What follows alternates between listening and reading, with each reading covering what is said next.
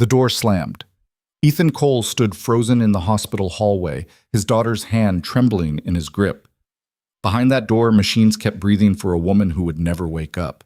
The doctors had just told him the truth he'd spent 7 years running from. Claire's brain was dying, and no amount of hope would bring her back. But here's what they didn't know. A billionaire CEO had been watching him, studying him, and she was about to make an impossible situation even worse. If you want to see how far love can bend before it breaks, stay with me until the end. Hit that like button and drop a comment with your city so I can see how far this story reaches. Ethan Cole learned to live in 15-minute increments. Wake at 5:47 a.m., coffee by 5:52. Toast for Maya at 6:08. School drop-off at 7:14. Office by 7:53. Lunch at his desk. Never the cafeteria, at 12:30 sharp. Leave at 4:47, not a minute later. Pick up Maya at 5:23. Dinner at 6:15. Her homework at 6:45. Bath at 7:30. Bedtime story at 8 o'clock. Then, the part of his day that mattered most. 8:47 p.m. to 10:32 p.m. Every single night at Riverside Care Facility. He'd been doing this for 7 years. Most people thought he was weird. The ones at Morrison and Fletcher who still tried to talk to him, mostly the newer hires who hadn't learned better, would ask why he never stayed for drinks. Why he turned down the promotion to senior analyst 3 times. Why he ate alone, left early, and never, ever made small talk by the coffee machine. Ethan never explained. Explanations required energy he didn't have. On a Tuesday in October, his routine finally caught someone's attention. Arya Voss didn't do boring. She'd built Vostech from a failing startup into a $6 billion empire by the time she was 28, and she did it by reading people the way other CEOs read spreadsheets, patterns, motivations, weaknesses. Everyone had a button, and once she found it, she could make them do anything. But Ethan Cole didn't have a button. She'd first noticed him 6 months ago during a consultation Morrison and Fletcher did for one of her acquisitions. He'd been in the background, quiet, precise, unremarkable, except for one thing. He'd found an accounting error her own team had missed. A small one. The kind most analysts would flag and forget. Ethan had stayed 2 hours after the meeting, built a secondary model, and proved the error was intentional. Someone at the target company was skimming. When Arya's lead consultant presented the findings, Ethan's name wasn't even mentioned. She'd asked who did the work. Cole, Ethan Cole. Analyst, 3rd year. Bullshitting. Why isn't he here? Well, he doesn't do client meetings. Leaves at 4:47 every day. Won't budge. That was the first crack in the pattern. Arya started watching. At first, it was professional curiosity. A man who turned down promotions, refused networking opportunities, and left a high-pressure job at the exact same time every single day was either hiding something or running from it. She had her assistant pull his file. 32. MBA from a state school. Decent grades, nothing spectacular, no social media presence, no LinkedIn, 1 dependent, a daughter, age 7. No spouse listed. That was the second crack. Arya did what she always did when something didn't make sense. She dug deeper. She had contacts at Morrison and Fletcher, people who owed her favors. Within a week, she had his home address, his daughter's school, his credit report. Everything was aggressively normal. Small apartment in a decent neighborhood. No debt except student loans nearly paid off. Modest car, 10 years old. Bank account with barely enough cushion to qualify as savings. But every evening, every single one, there was a 45-minute gap in his location data. 8:47 p.m. to 10:32 p.m., his phone pinged from the same spot. Riverside Care Facility. Arya stared at that address for a long time. Then she made a decision that would crack her own life wide open. But the first time she saw him in person, really saw him, was a Thursday. Arya had cleared her schedule, which her assistant found alarming enough to ask twice if she was feeling well. She'd driven across the city in her Tesla, parked 3 spaces down from a decade-old Honda Civic, and waited. At 8:51 p.m., Ethan Cole walked through the front doors of Riverside Care. He looked tired. Not the kind of tired that came from a long day, but the kind that lived in your bones. He wore the same clothes from work, khakis, a button-down with the sleeves rolled up, shoes that had been resoled at least once. His hair needed a cut. His shoulders carried a weight she couldn't name yet. He didn't look at his phone, didn't hesitate, just walked straight through the sliding doors like a man heading towards something he both needed and dreaded. Arya sat in her car for 20 minutes, arguing with herself. This was insane. She was a CEO with 3 board meetings tomorrow and a product launch in 2 weeks. She didn't have time to stalk random analysts who happened to be punctual. Except Ethan Cole wasn't random, and this wasn't about punctuality. This was about the fact that nothing in his file explained why a man with his intelligence was wasting his potential on a third-tier analyst position. Nothing explained why he looked like he was carrying a world no one else could see. At 9:14 p.m., Arya got out of her car and walked inside. The facility smelled like industrial cleaner and old coffee. The woman at the front desk barely looked up. "Visiting someone?" "Just looking around," Arya said, flashing the kind of smile that made people not ask follow-up questions.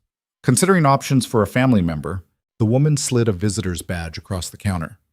"Third floor's long-term care. Elevators on your left." Arya took the badge. The third floor was worse. Fluorescent lights that hummed just loud enough to be annoying. Linoleum floors, doors with names written on whiteboards in erasable marker, like the people inside were temporary, replaceable. She walked slowly, scanning names, pretending to evaluate the facility while actually looking for one person. She found him in room 312. The door was cracked open. Arya stopped just outside, angled so she could see in without being obvious. Ethan sat in a chair beside a hospital bed. The woman in the bed was small, frail, connected to machines that beeped and hissed in rhythms Arya didn't understand. Dark hair, though it looked like it hadn't been washed in days. Closed eyes, pale skin, a breathing tube. Ethan was holding her hand. He wasn't talking, wasn't reading to her or playing music or doing any of the things people did in movies when they visited coma patients.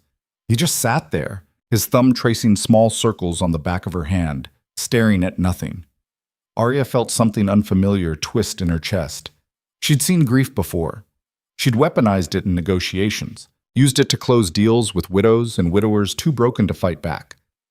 But this wasn't grief. This was something worse. This was hope. A nurse walked past, noticed Arya lingering. "Can I help you find something?"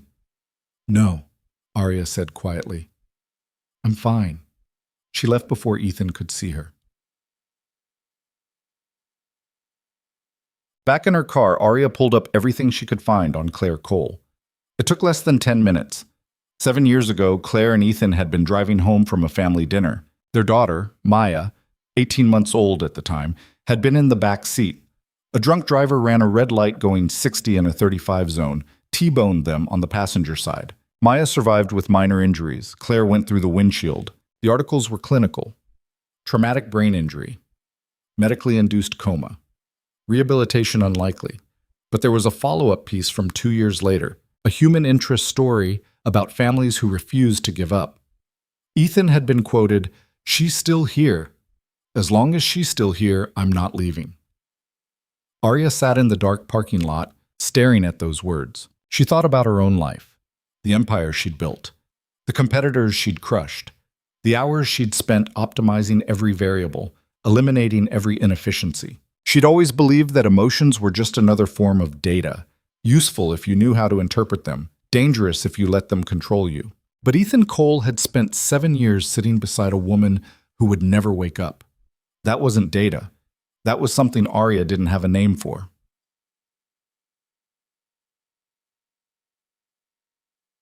She started showing up at Morrison and Fletcher. Not often, she couldn't afford to look obsessed. But once a week, she'd schedule a meeting with their consulting team, always late in the afternoon, always in the conference room with glass walls that overlooked the analyst bullpen. Ethan never looked up. He worked with a focus that bordered on mechanical. Spreadsheets, models, reports. His screen never showed social media, never showed news sites or sports scores or anything that suggested a life outside the numbers. At 4:47 p.m., he'd save his work, close his laptop, and leave. Every time, without fail. Arya found herself waiting for it, watching the clock, wondering if today would be the day he stayed late, broke the pattern, gave her a reason to stop thinking about him. He never did. On the 4th week, she made a mistake. She was leaving the building at the same time he was, purely by coincidence, or so she told herself. They ended up at the elevator together. Arya had been on her phone pretending not to notice him when the doors opened and he gestured for her to go first. "Thanks," she said. He nodded, didn't speak. They rode down in silence. Arya could feel the weight of him beside her, the same exhaustion she'd seen at the care facility. Up close, he looked worse, shadows under his eyes. A jaw that was clenched just a little too tight. The elevator dinged, the doors opened.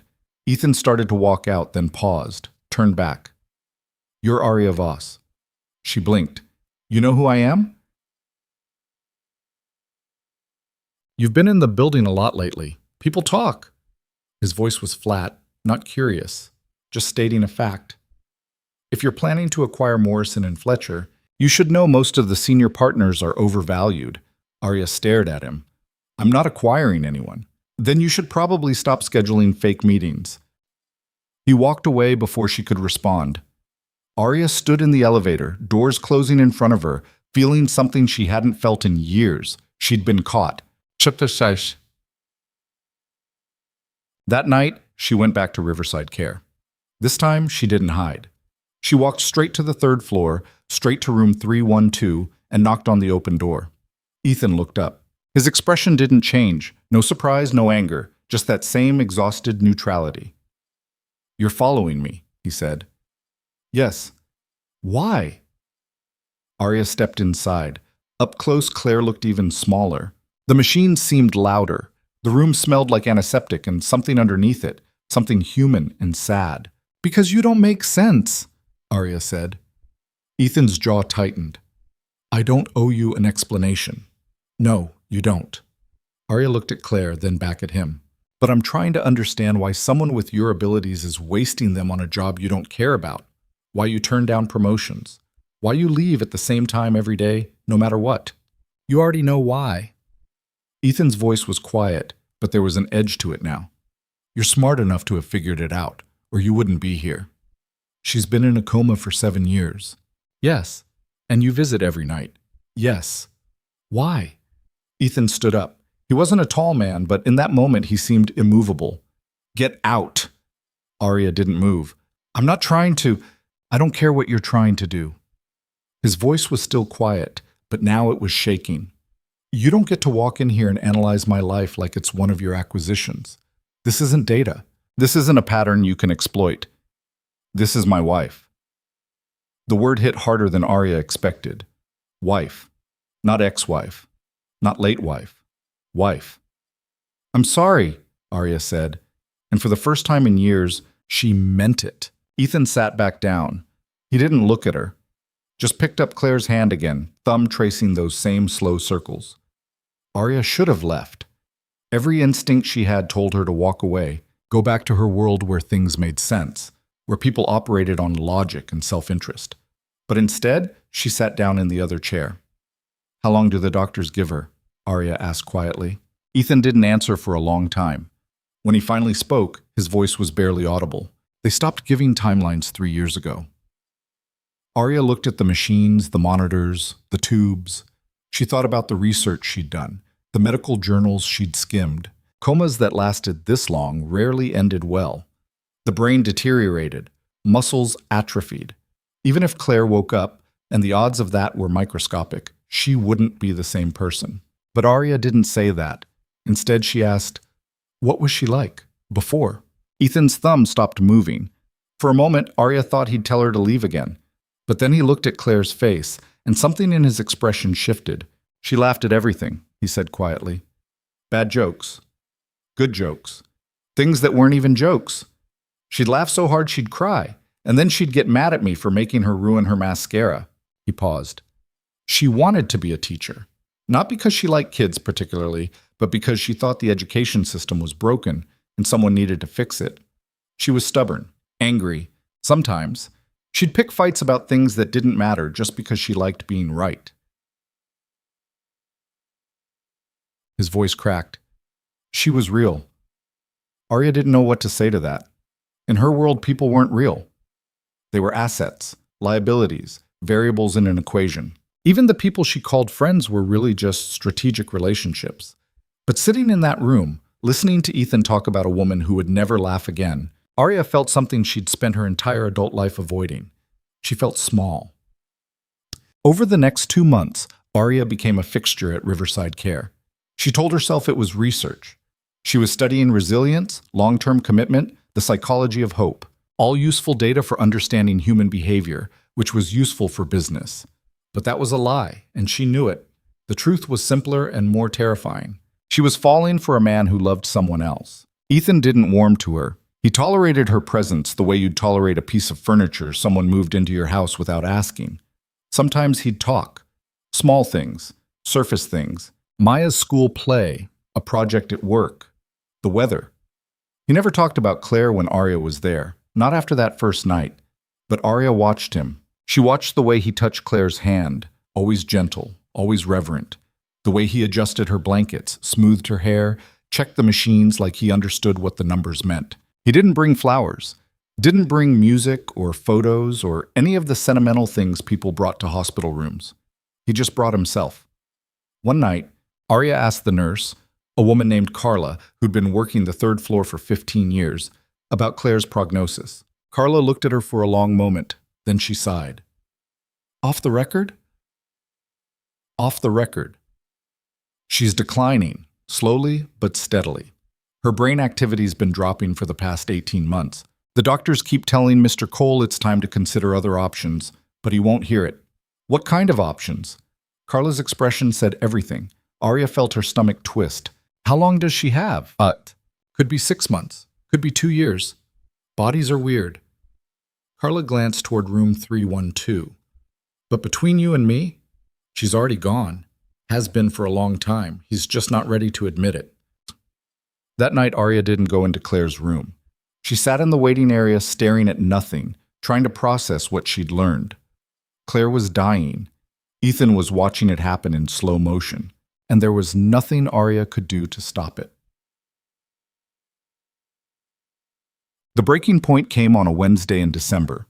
Aria had been in back-to-back meetings all day, the kind that left her head pounding and her assistant quietly concerned. She'd snapped at 3 people, killed a partnership deal out of spite, and seriously considered firing her COO for using the phrase "circle back" in an email. By 8:30 p.m., she was so wound up she didn't even think about where she was driving until she pulled into Riverside's parking lot. She found Ethan in the hallway outside Claire's room, talking to a doctor. The doctor was young, earnest, holding a tablet like it might protect him from what he was about to say. Ethan's face was blank, but his hands were shaking. Aria stopped. She couldn't hear the conversation, but she didn't need to. She could see it in the way Ethan's shoulders fell. The way the doctor put a hand on his arm, said something that was probably meant to be comforting, then walked away. Ethan stood there for a long time. Then he turned and saw Aria. "You should go," he said.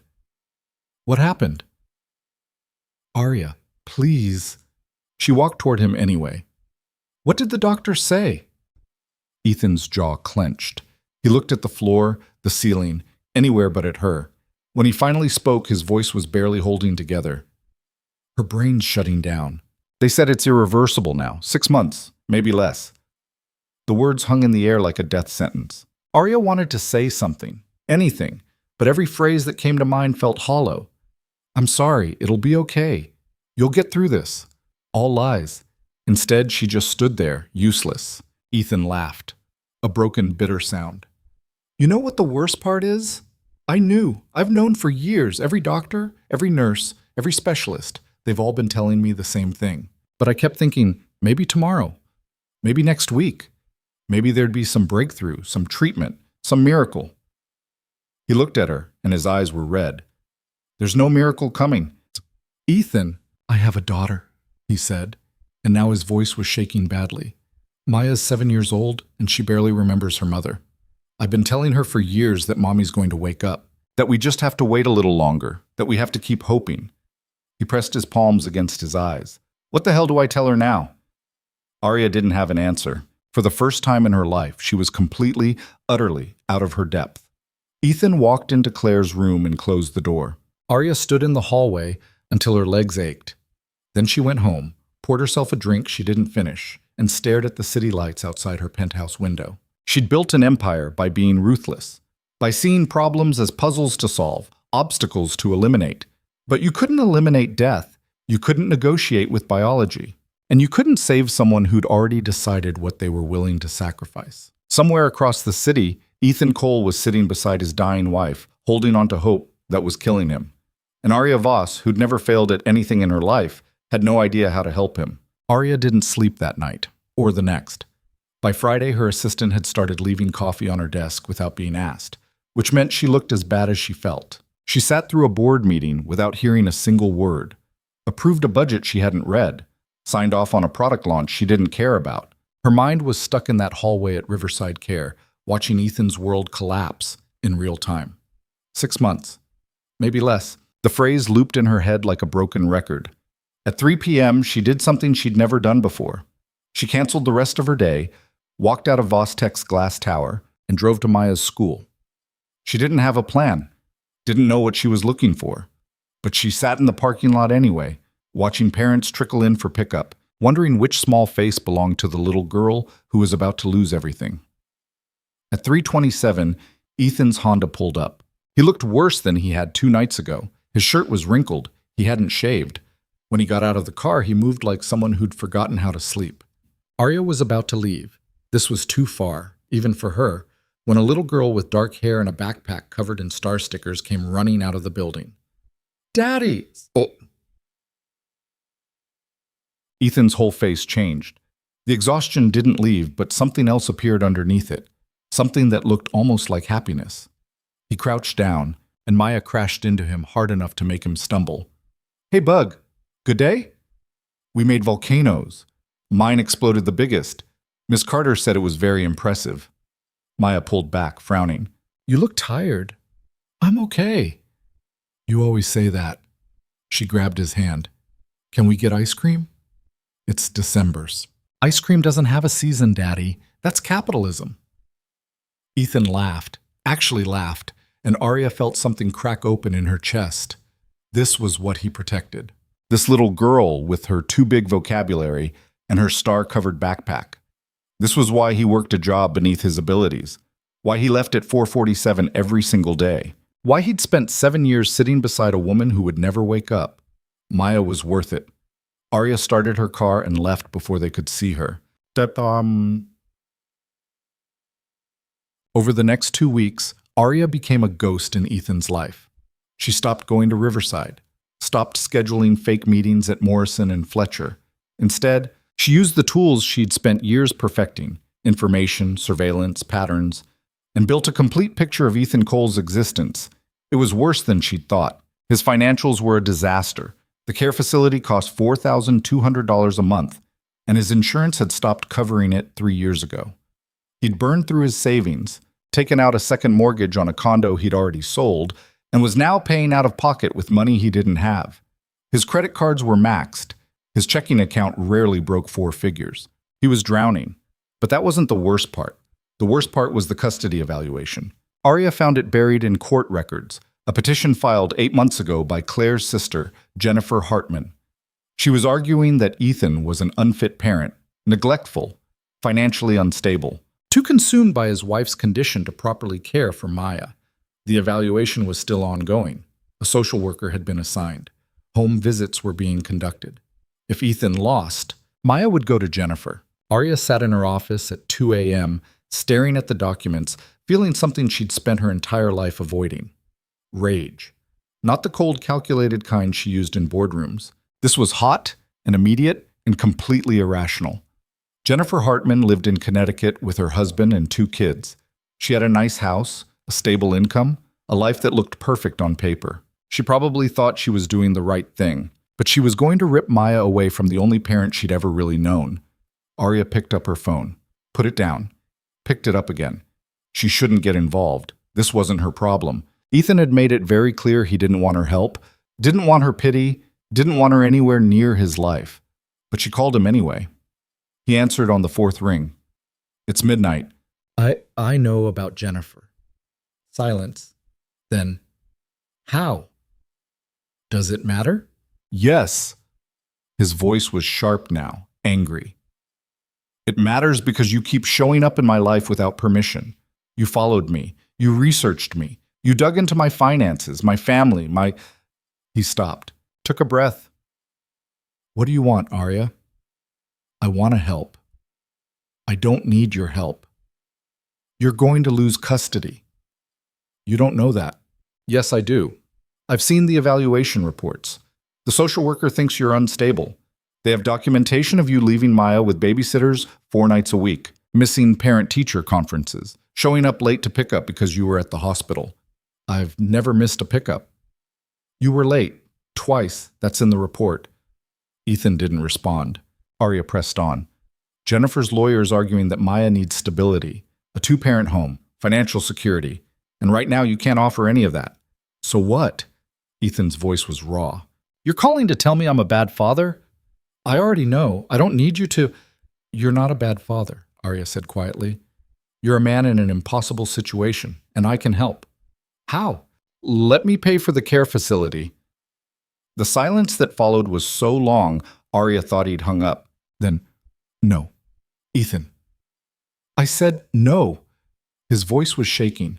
I don't want your money. I don't want you swooping in like some kind of savior, throwing cash at my problems so you can feel better about yourself. This isn't about me, isn't it? He laughed, bitter.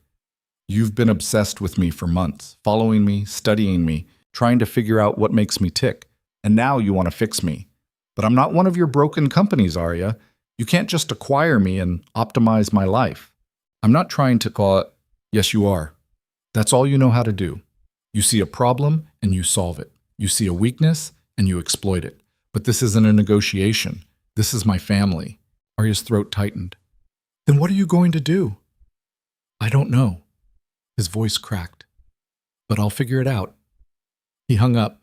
Arya sat in the dark, phone still pressed to her ear, feeling something she hadn't felt since she was 12 years old, and her father told her crying was for people who couldn't afford dignity. She felt helpless.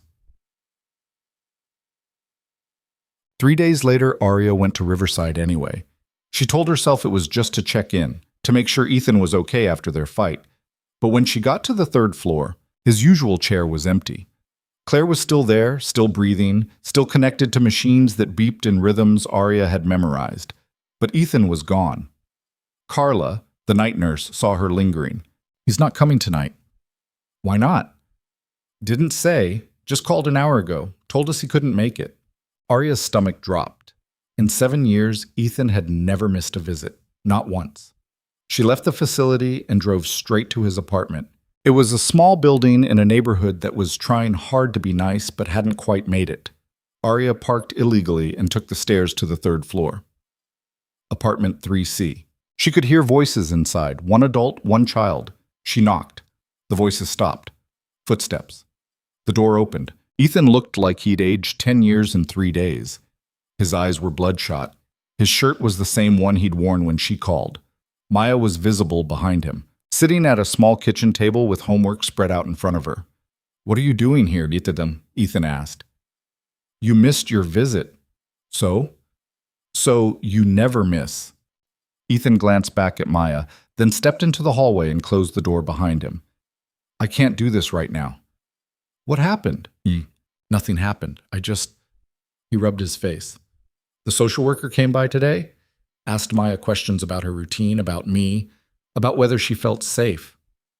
And Maya told her the truth, that I leave her with babysitters at night, that sometimes I'm too tired to help with homework, that she wishes I was around more. His voice broke.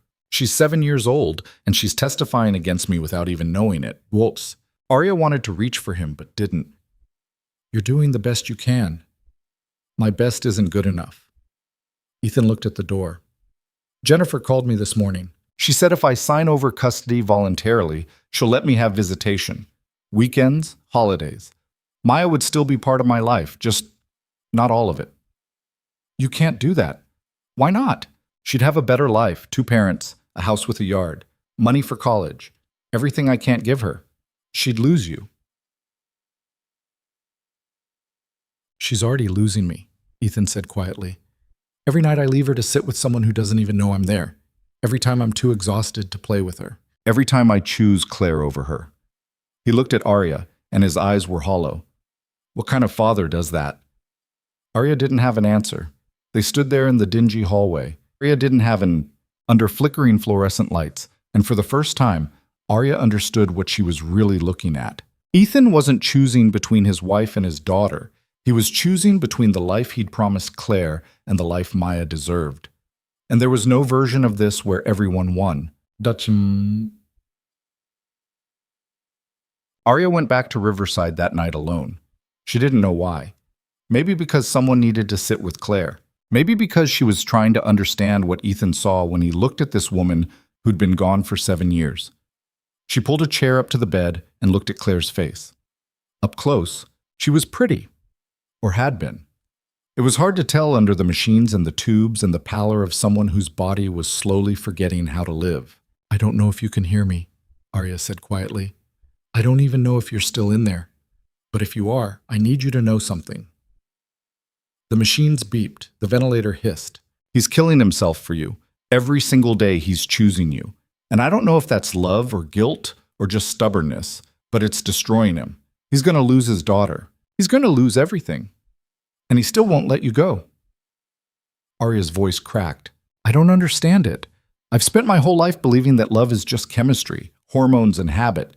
But he looks at you like you're still the woman he married. Like any second, you're going to wake up and laugh at one of his bad jokes, and everything will go back to normal." She stopped, took a breath. "I think I'm falling for him. I know that's insane. I know you were here first, but I had to tell someone, and you're the only person who might understand." Claire didn't respond, didn't move. The machines kept their steady rhythm. Arya sat there for another hour, then left. She didn't feel better. If anything, she felt worse, because now she knew the truth. She wasn't trying to save Ethan. She was trying to replace Claire. The breaking point came 2 weeks before Christmas. Arya got the call at 4 a.m. Unknown number. She almost didn't answer. "Miss Voss, this is Riverside Care. We have you listed as an emergency contact for Claire Cole." Arya sat up. "I'm not. There must be a mistake. You've been visiting regularly. We assumed..." "What happened?" "Mrs. Cole's vitals dropped an hour ago. We've stabilized her for now, but the doctor wants to speak with her husband. We've been calling Mr. Cole, but he's not answering." Arya was already getting dressed. "I'll find him." She tried Ethan's cell. No answer. Tried again. Nothing. She drove to his apartment, knocked hard enough to wake the neighbors. A babysitter answered, a teenager who looked terrified. "Where's Ethan?" Ethan.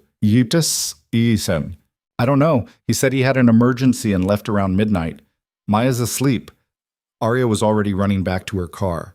She drove to Morrison and Fletcher. His car wasn't there. She tried Riverside, even though she knew he wouldn't be there if they'd been calling him.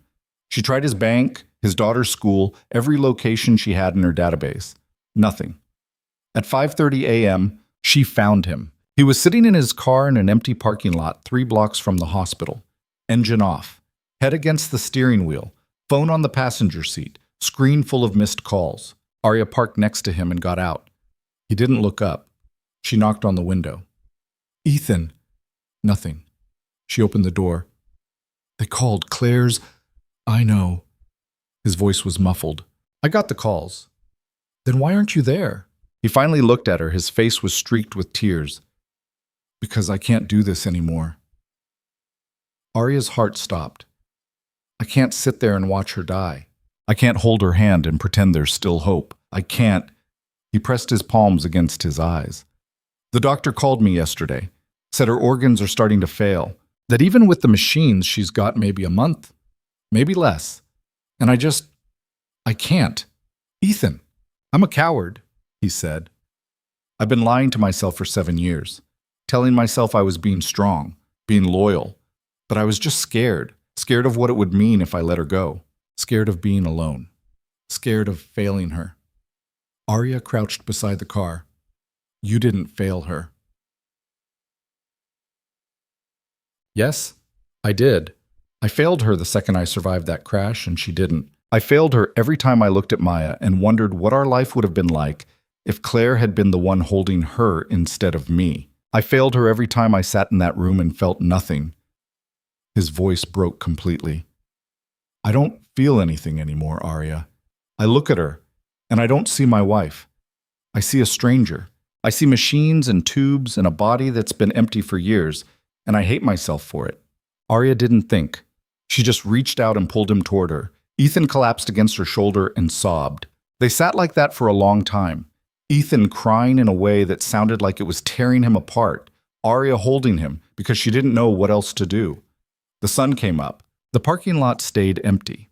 And for the first time since this whole thing started, Arya stopped trying to fix anything. She just let him break. By the time they got to Riverside, it was past 7 a.m. Ethan had pulled himself together, barely. His eyes were still red, his hands still shaking, but he walked through those doors like a man heading toward an execution he'd been putting off for years. The doctor was waiting. Young guy, same one from before. He looked relieved when he saw Ethan. "Mr. Cole, we need to talk." They went to a private room. Arya started to wait outside, but Ethan grabbed her hand. "Stay." So she did. The doctor pulled up scans on a tablet, brain activity charts, organ function reports, a lot of medical terminology that boiled down to one simple truth. Claire was dying faster than expected. "We can keep her comfortable," the doctor said. "But at this point, the machines are doing all the work. Her brain activity is nearly non-existent. Even if we could reverse the organ failure, which we can't, there's no one left to wake up." Ethan stared at the charts. "How long?" "Days, maybe a week." "Oh. And if I take her off the machines?" The doctor's expression softened. "Hours. She wouldn't feel anything. We'd make sure of that." Ethan nodded slowly. He looked like he was going to be sick. "Can I think about it?" "Of course, but Mr. Cole..." The doctor hesitated. "I know this is impossible, but you need to start thinking about what comes next. For you and for your daughter." After the doctor left, Ethan sat in the empty consultation room, staring at nothing. Arya sat beside him, didn't speak, didn't try to comfort him. Finally, Ethan said, "I need to tell Maya." "Now? She deserves to know. She deserves to say goodbye." He looked at Arya, and his eyes were full of something she couldn't name. "Will you come with me? You want me there?" "I don't think I can do this alone." So Arya called her assistant, canceled everything for the day, and followed Ethan Cole into the hardest conversation of his life. They picked Maya up from school at noon. She came running out the same way she always did, backpack bouncing, star stickers catching the light. But when she saw Arya standing next to her dad, she stopped. "Who's that?" "This is Arya," Ethan said. "She's a friend." Maya looked at Arya with the kind of scrutiny only a 7-year-old could manage. "You're pretty." "Thank you." "Are you Daddy's girlfriend?" Ethan's face went red. "Maya, what?" "It's okay to have a girlfriend, Daddy. Miss Carter says it's healthy for adults to have companionship." Arya bit back a smile. "Your teacher sounds very wise." They drove to a park near the apartment. It was cold, but the sun was out, and there were kids on the swings. Ethan found a bench away from everyone else. Maya sat between them, swinging her legs. "Am I in trouble?" she asked. "No, Bug. You're not in trouble." Ethan took a breath. Arya could see him gathering courage. "I need to talk to you about Mommy." Maya's legs stopped swinging. "Is she awake?" "No, she's not." Ethan's voice was steady, but his hands were shaking. "And the doctors say she's not going to wake up. Not ever." Maya looked at him, then at Arya, then back at her dad. "But you said if we kept hoping..." "I know what I said, and I was wrong." Ethan's voice cracked. "I wanted so badly for it to be true that I stopped seeing what was really happening. Mommy's been gone for a long time, Maya, and I should have told you sooner." Tears started rolling down Maya's face. "But I don't want her to be gone." "I know. I don't either." "Can't the doctors fix her?" "No, Bug. They can't." Maya turned and buried her face in Ethan's chest. He wrapped his arms around her and held on like she was the only thing keeping him anchored to the earth. Arya looked away.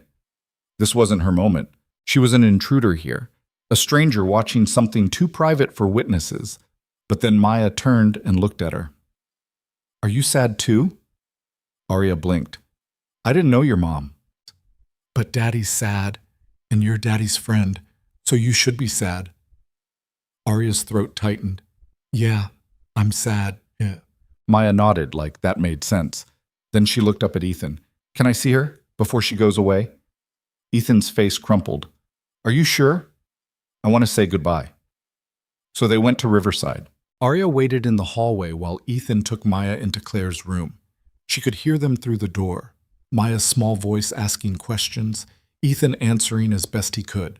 At one point, Maya started singing, a song Arya didn't recognize, off-key and wavering.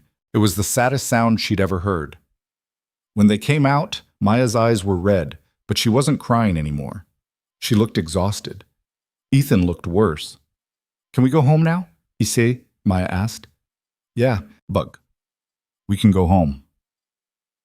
Arya drove them back to the apartment, helped Ethan get Maya settled on the couch with a blanket and a movie she wasn't really watching. Then she followed Ethan into the kitchen.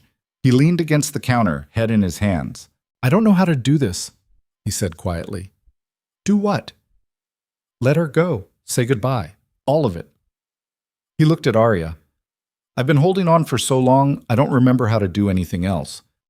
Arya wanted to tell him it would be okay, that he'd get through this, that time would heal everything, but she'd never believed in comfortable lies. It's going to be awful, she said, for a long time, and then one day it'll be slightly less awful, and eventually you'll have whole hours where you don't think about it, but it's never going to be easy. Ethan stared at her. Then, for the first time since she'd met him, he smiled. You're terrible at comfort. I know. He laughed, a real one, not bitter or broken, just surprised. Thank you.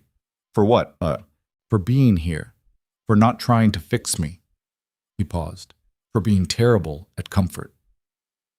Arya felt something shift in her chest, something dangerous and inevitable. She was in love with him, not the way she'd loved before, quick and transactional, and easy to walk away from. This was the kind of love that would wreck her, the kind that didn't care about logic or timing or the fact that he was grieving someone else. But she didn't say any of that. Instead, she just said, You should be with Maya. Will you stay, just for a little while? So Arya stayed. She sat on the other end of the couch while Maya fell asleep against her father's chest. She watched Ethan stroke his daughter's hair, watched the way he looked at her like she was the only good thing he'd ever done. And she thought about Claire, about the woman who'd loved this man first, who'd given him a daughter and a life and 7 years of impossible hope. Arya couldn't compete with that. She didn't want to. But as she sat in that small apartment watching Ethan hold on to the only family he had left, she made a decision. She was going to help him. Not because she wanted him to love her back. Not because she thought she could save him. But because some people deserve to be fought for. And Ethan Cole was one of them. Arya left the apartment at midnight. Ethan had fallen asleep on the couch with Maya still curled against him, and she'd covered them both with a blanket before slipping out. She sat in her car for 10 minutes before starting the engine, trying to figure out what the hell she was doing. She'd built Vostek by staying detached, by seeing opportunities where other people saw chaos, by never letting emotions cloud her judgment. But sitting in that apartment, watching Ethan hold his daughter while his wife died 3 miles away, Arya had felt something shift inside her that she couldn't name and didn't want to examine.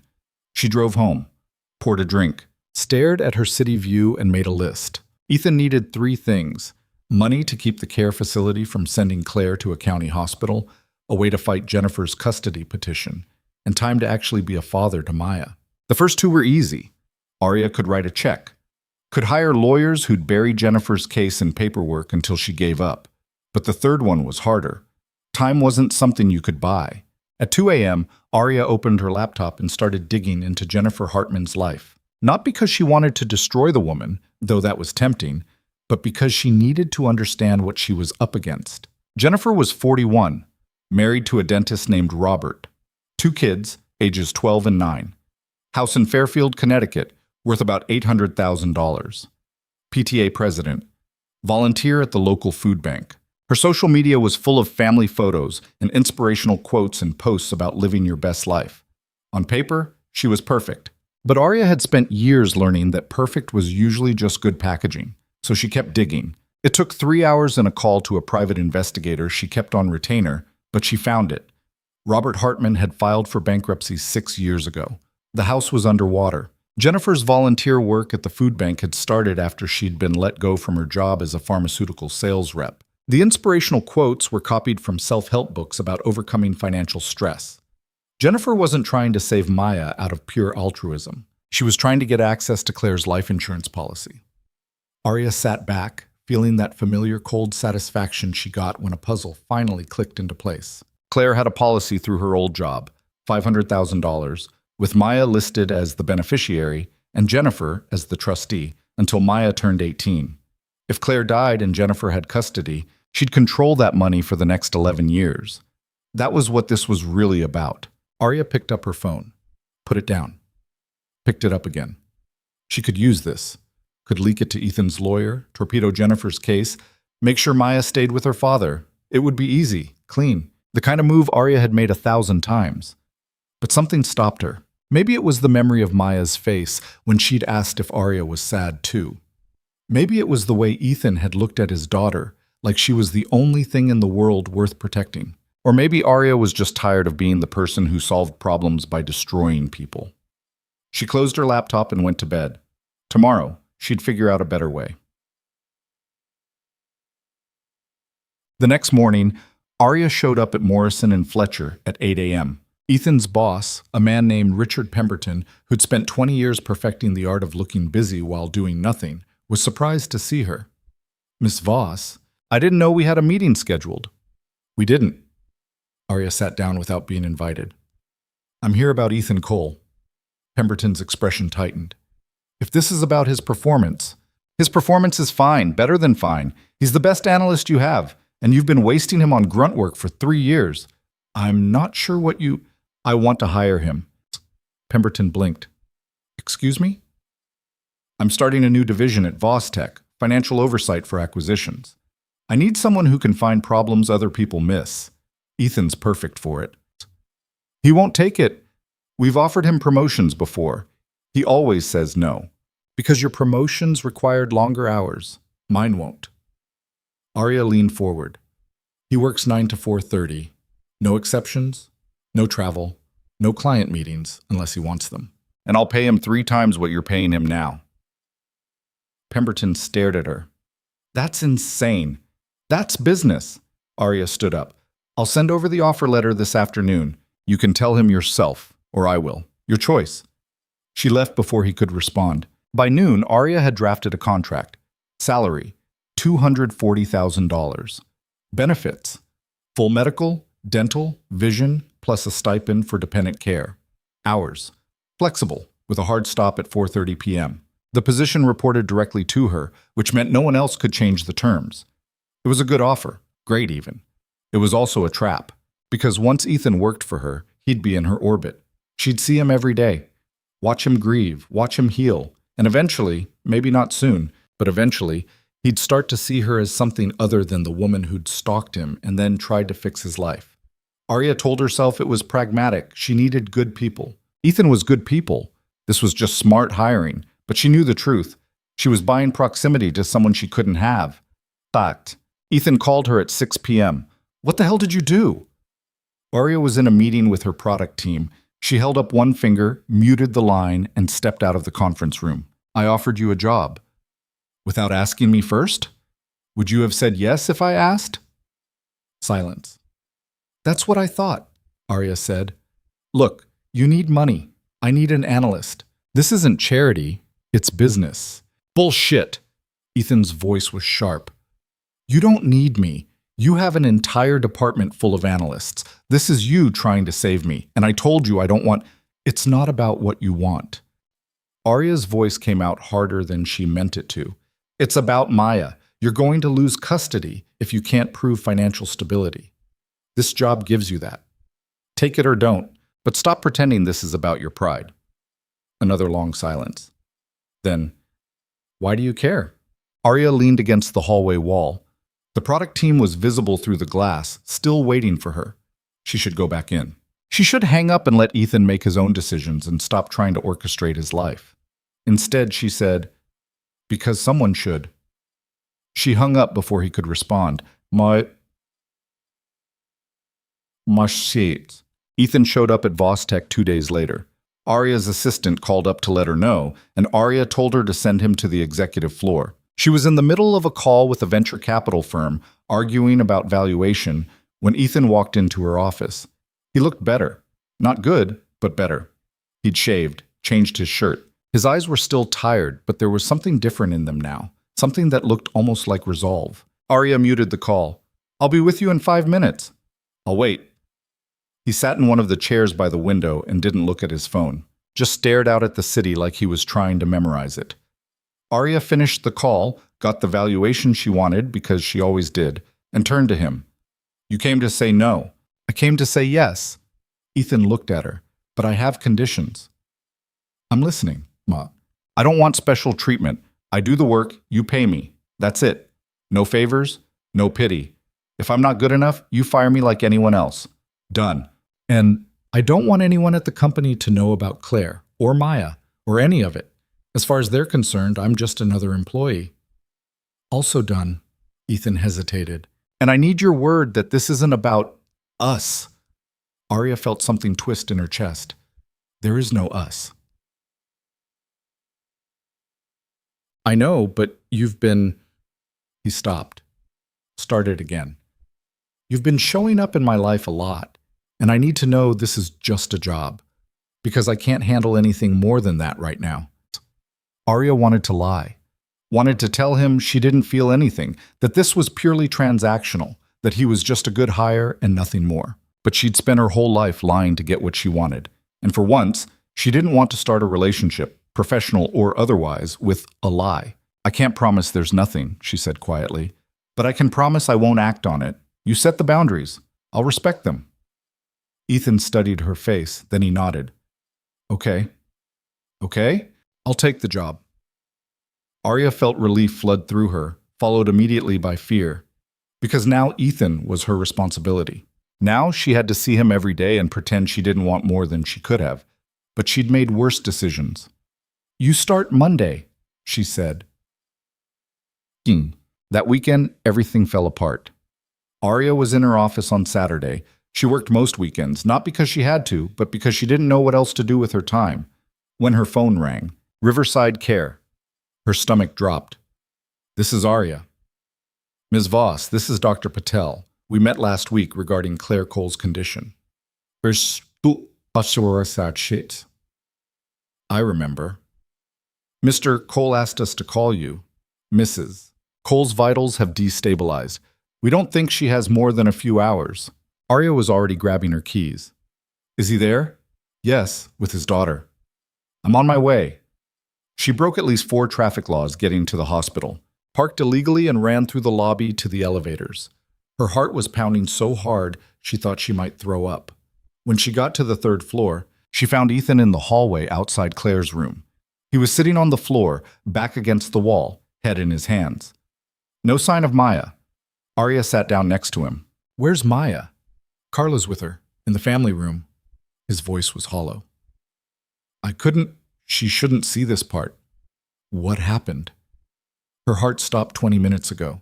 They got it started again, but the doctor says it's just a matter of time now. Could be an hour, could be less." He looked at Arya, and his eyes were dry but devastated. "I told them to stop." "Stop what?" "Resuscitating. The next time her heart stops, they're not going to bring her back." His voice cracked. "I'm letting her go." Arya reached for his hand without thinking. He didn't pull away. "You're doing the right thing," she said. "Am I?" Ethan laughed bitterly. "I've been holding on for 7 years. 7 years of hoping and praying and lying to myself. And now I'm just giving up." "You're not giving up. You're letting her rest. It feels the same." They sat there in silence. Somewhere down the hall, a machine beeped. A nurse walked by, saw them, and kept walking. The fluorescent lights hummed. After a while, Ethan said, "I need to tell you something, okay? I stopped loving her." His voice was so quiet, Arya almost didn't hear it. "Not all at once. It was gradual, like watching a photograph fade. One day I looked at her and realized I didn't feel anything anymore. No love, no grief, just nothing." Arya squeezed his hand. "And the worst part is, I don't know when it happened. Was it 3 years ago? 5? Did I stop loving her before the accident, and I've just been too guilty to admit it?" He looked at her. What kind of person does that make me? Human, Arya said. It makes you human. I don't feel human. I feel like a monster. Well, you're not. Arya turned to face him. You stayed. Even when it was killing you. Even when you had nothing left to give. You stayed because you made a promise, and you kept it. That's not monstrous. That's... She stopped. Because she'd been about to say love, but it wasn't. Not really. It was obligation, guilt, the weight of a life that should have been. Ethan seemed to hear what she didn't say. He nodded slowly. I should go back in, he said. Be with her, even if she doesn't know I'm there. Do you want me to come with you? No. This is something I need to do alone. He stood up, pulled Arya to her feet. But thank you for coming, for everything. He walked into Claire's room and closed the door. Arya stood in the hallway, feeling like she'd just watched something sacred and terrible that she had no right to witness. Gutkits. Claire died at 11:43 p.m. Arya was in the family room with Maya when it happened. Carla came to get Ethan, and Arya heard the sound he made when they told him, a low, broken noise that didn't sound like it came from a human throat. Maya looked up from the coloring book Arya had found for her. Is Mommy gone? Arya didn't know what to say. She'd never been around kids, didn't know the right words for this. But Maya didn't need the right words. She just needed the truth. Yeah, Arya said quietly. She's gone. Maya nodded. She didn't cry, just went back to coloring, her small hand moving the crayon in careful circles. A few minutes later, Ethan appeared in the doorway. He looked like he'd aged 20 years. His face was pale, his eyes red, his whole body shaking. Maya saw him and dropped the crayon. Daddy? Ethan crossed the room and pulled her into his arms. He buried his face in her hair and finally broke. He sobbed the way people sob when they've been holding it in too long, loud and messy and completely uncontrolled. Maya held on to him and cried too, not because she understood what she'd lost, but because her father was hurting and she didn't know how to fix it. Arya stood in the corner feeling like an intruder. This wasn't her grief. This wasn't her family. But then Ethan reached out one hand toward her and she went to him. She sat on the floor next to him and Maya, and she let him lean against her while he broke into pieces. She didn't try to comfort him, didn't tell him it would be okay. She just sat there and held him while he fell apart. And when Maya fell asleep against her father's chest, Arya stayed. Because sometimes being there was all you could do. The funeral was 4 days later. Arya paid for it, not because Ethan asked, but because he didn't have the money, and she couldn't watch him go into more debt for a woman who was already gone. She made the arrangements, hired a service to handle the logistics, and made sure Ethan didn't have to think about anything except showing up. It was small. Just family and a few people from Claire's old job who'd stayed in touch. Jennifer showed up with her husband and kids, and Arya watched her like a hawk, waiting for her to say something that would justify the information Arya had on her. But Jennifer didn't cause a scene. She hugged Ethan, told him she was sorry, and left without bringing up custody. Arya didn't trust it. After the service, there was a reception at Ethan's apartment. Arya helped set up food, made small talk with people she didn't know, and kept Maya entertained while Ethan accepted condolences from people who mostly seemed uncomfortable. At one point, Jennifer cornered Arya in the kitchen. You're the one who paid for all this. It wasn't a question. I helped, Arya said carefully. Why? Jennifer's eyes were sharp. You didn't know Claire. You barely know Ethan. So why are you bankrolling his life? Arya could have lied. Could have said she was just being charitable, or that Vostek had a fund for employee emergencies, or any number of things that would have deflected the question. Instead, she said, because he needed help. That's not an answer. It's the only one you're getting. Jennifer studied her. You're in love with him. Arya's stomach dropped, but she kept her face neutral. That's none of your business. It is if you're trying to play happy family with my niece. Jennifer stepped closer. I know your type. Rich. Bored, looking for a project. You swoop in, throw money around, make yourself feel important. But the second things get hard, and they will get hard, you'll disappear. And Ethan and Maya will be the ones left picking up the pieces. Bishim.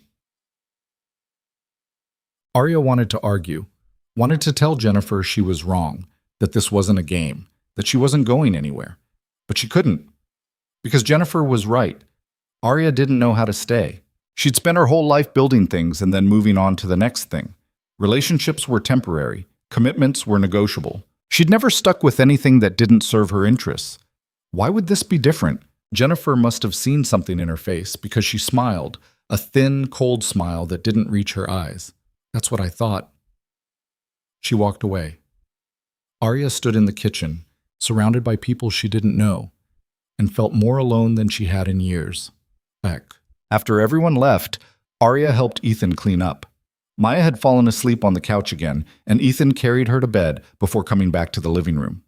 He looked exhausted. Not the bone-deep exhaustion Arya had seen before, but something new. Something that looked almost like relief. "Thank you, sir," he said. "For today. For all of it." "You don't have to keep thanking me." "Yes, I do." Ethan sat down on the couch. "I don't know how I would have gotten through this without you. Arya sat next to him, keeping a careful distance. "You would have figured it out. You always do." "Maybe." He was quiet for a moment. "Jennifer talked to you?" "Yeah." "What did she say?" Arya hesitated. "She thinks I'm using you." "Are you?" The question hit harder than it should have. Arya looked at him, really looked at him. He was waiting for an answer, but there was no accusation in his eyes, just curiosity. "I don't know," Arya said honestly. "I've never done this before. Cared about someone without wanting something in return. So maybe I am using you. Maybe I'm just trying to fix you so I can feel like I'm a good person.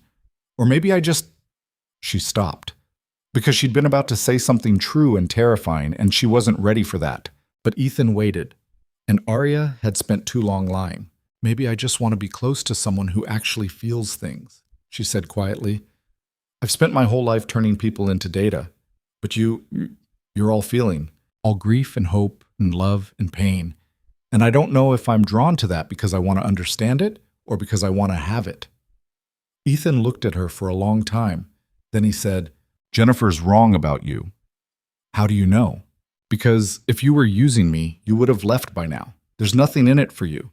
I'm broke, I'm a mess, and I come with a 7-year-old who thinks capitalism doesn't apply to ice cream." He smiled slightly. "But you're still here." Arya felt something crack open in her chest.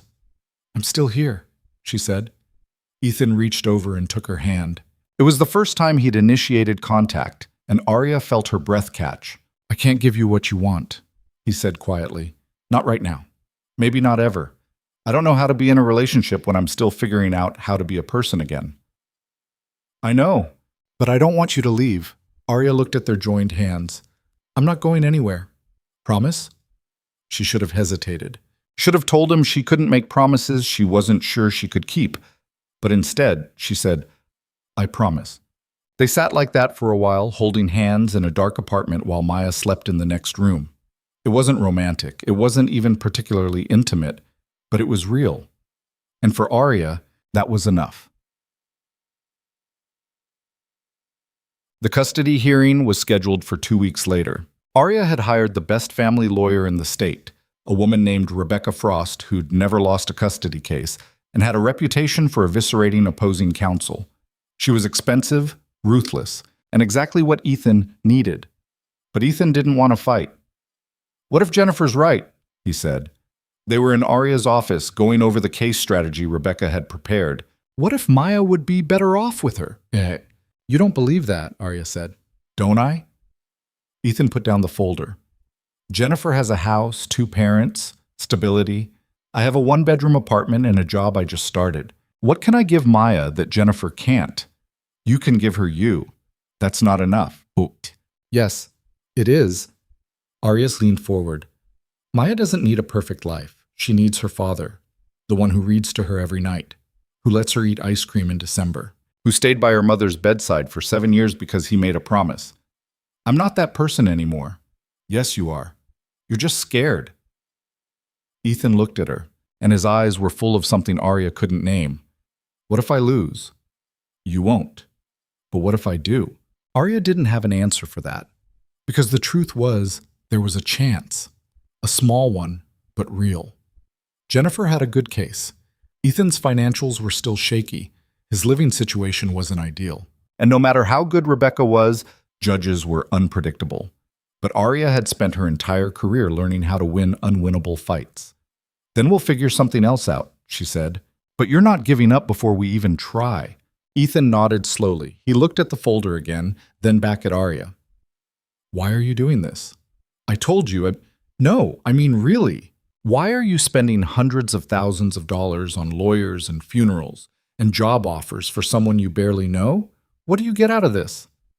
Arya should have deflected. Should have made a joke or changed the subject or given him some bullshit answer about corporate social responsibility. But she was tired of lying. I don't know, she said honestly. Maybe I'm trying to prove Jennifer wrong. Maybe I'm trying to prove something to myself. Or maybe I just... She stopped, took a breath. Maybe I just needed to know I could care about someone more than I cared about winning. Ethan stared at her. Then, very quietly, he said, And do you?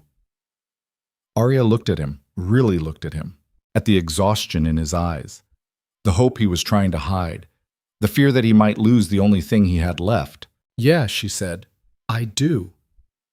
Something shifted in Ethan's expression. Not love, it was too soon for that, and they both knew it, but something softer, something that looked almost like trust. Okay, he said, let's fight. The hearing was brutal. Jennifer's lawyer painted Ethan as an absent father who'd prioritized a comatose wife over his living daughter, who worked long hours and left Maya with babysitters, who couldn't provide financial stability or emotional support. And the worst part was, most of it was true. Ethan sat at the defense table listening to his life get dissected, and Arya watched him shrink with every accusation. She wanted to reach over, take his hand, tell him it would be okay. But they were in a courtroom, and Rebecca had warned her any appearance of a relationship between Ethan and Arya would be used against him. Jennifer's lawyer would twist it, make it look like Ethan was already replacing Claire, like he was unstable, impulsive. So Arya sat in the gallery and kept her hands to herself. When it was Rebecca's turn, she eviscerated Jennifer's case with surgical precision. She brought up the bankruptcy, the unemployment, the life insurance policy. She painted Jennifer as an opportunist who saw Maya as a paycheck, not a niece. Jennifer's lawyer objected. The judge sustained it. But the damage was done. Then Rebecca called Ethan to the stand. He looked terrified. Arya had never seen him like this, pale, shaking, barely able to meet the judge's eyes. Rebecca asked him gentle questions about his routine, his relationship with Maya, why he'd spent so many years visiting Claire. Ethan's answers were halting, uncertain. He admitted he'd made mistakes, admitted he'd prioritized Claire over Maya, admitted he didn't know if he was a good father. Arya's heart sank. But then Rebecca asked one final question. Mr. Cole, if the court grants your sister-in-law custody, what will you do? Ethan looked at Jennifer, then at the judge, then at Arya, sitting in the back row. I'll keep fighting, he said quietly. Because Maya is my daughter, and I'm not perfect, and I've made a lot of mistakes, but I love her, and I'm not going to stop being her father just because someone tells me I'm not good enough. His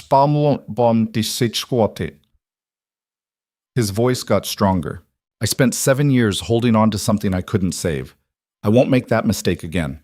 Whatever it takes, better job, better apartment, better everything, I'll do it. Because Maya deserves a father who shows up, and I'm going to be that father. The courtroom was silent. Then the judge said, I'll issue my ruling by the end of the week. And just like that, it was over. They waited.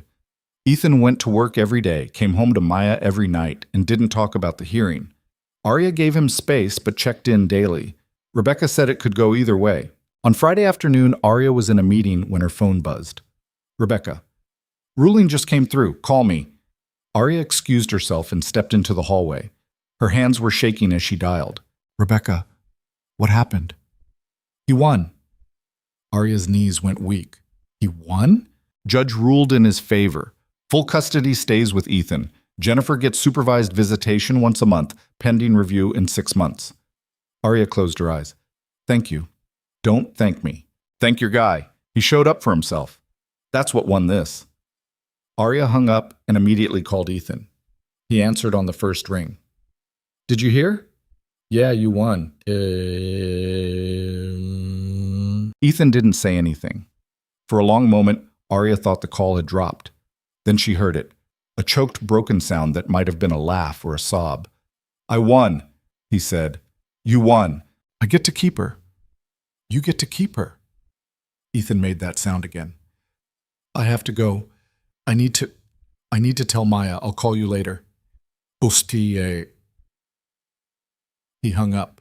Arya stood in the hallway outside the conference room, surrounded by people in suits who were probably wondering why their CEO was crying. But she didn't care, because Ethan had won. And for the first time in months, Arya let herself believe that maybe, just maybe, everything was going to be okay. Ethan didn't call back that night, or the next day, or the day after that. Arya told herself it was fine. He just won custody of his daughter. He needed time to process, to celebrate, to be a father without the weight of losing everything hanging over him. She understood that. She respected it. But by Tuesday, she was checking her phone every 10 minutes. On Wednesday, he finally showed up at Vostek. Arya was in her office, halfway through a conference call with investors who wanted her to explain why her AI division was burning through cash faster than projected. She saw Ethan through the glass wall, standing outside her door, and held up one finger. He nodded and waited. Arya finished the call, told the investors to trust her or sell their shares. She didn't particularly care which, and waved him in. He looked different, still tired, but there was something lighter in his eyes, something that hadn't been there before. Sorry to just show up, he said. You work here. You can show up whenever you want. Arya gestured to the chair across from her desk. How's Maya? Good. Really good, actually. I told her about the ruling, and she asked if that meant Aunt Jennifer wasn't going to take her away. When I said yes, she just nodded and went back to her homework like it was no big deal. He smiled slightly. Kids are weird. They're resilient. Yeah. Ethan sat down. He looked at his hands, then at Arya. I've been thinking about what you said, about fighting, about showing up. Okay, I want to do better. Not just for the court, or for Maya. For me. He paused. I've been surviving for 7 years, just getting through each day without falling apart. But I don't want to survive anymore. I want to actually live. Arya felt something warm spread through her chest. That's good. The thing is, I don't know how. Ethan laughed, but it was self-deprecating. I don't remember what it's like to have plans that aren't just make it to tomorrow. I don't know how to be a person who isn't defined by grief. So figure it out. Just like that? Just like that. Arya leaned back in her chair. You spent 7 years putting Claire first. Maybe it's time to put yourself first. Ethan looked at her for a long moment. Is that what you do? Put yourself first? Always. How's that working out for you? Arya smiled despite herself. I'm a billionaire with no real friends and a penthouse that's so empty it echoes. So, mixed results. Ethan's expression softened. You have me. The words hit harder than they should have. Do I? Arya asked quietly. Yeah. Ethan stood up and walked to the window. The city stretched out below them, all steel and glass and people rushing to places that probably didn't matter. I know I've been distant. I know I've been processing. But you've been there for me through the worst thing I've ever experienced. You didn't have to be. You chose to be. That means something. Arya joined him at the window. They stood side by side, not touching, just existing in the same space. I don't know how to do this, Ethan said.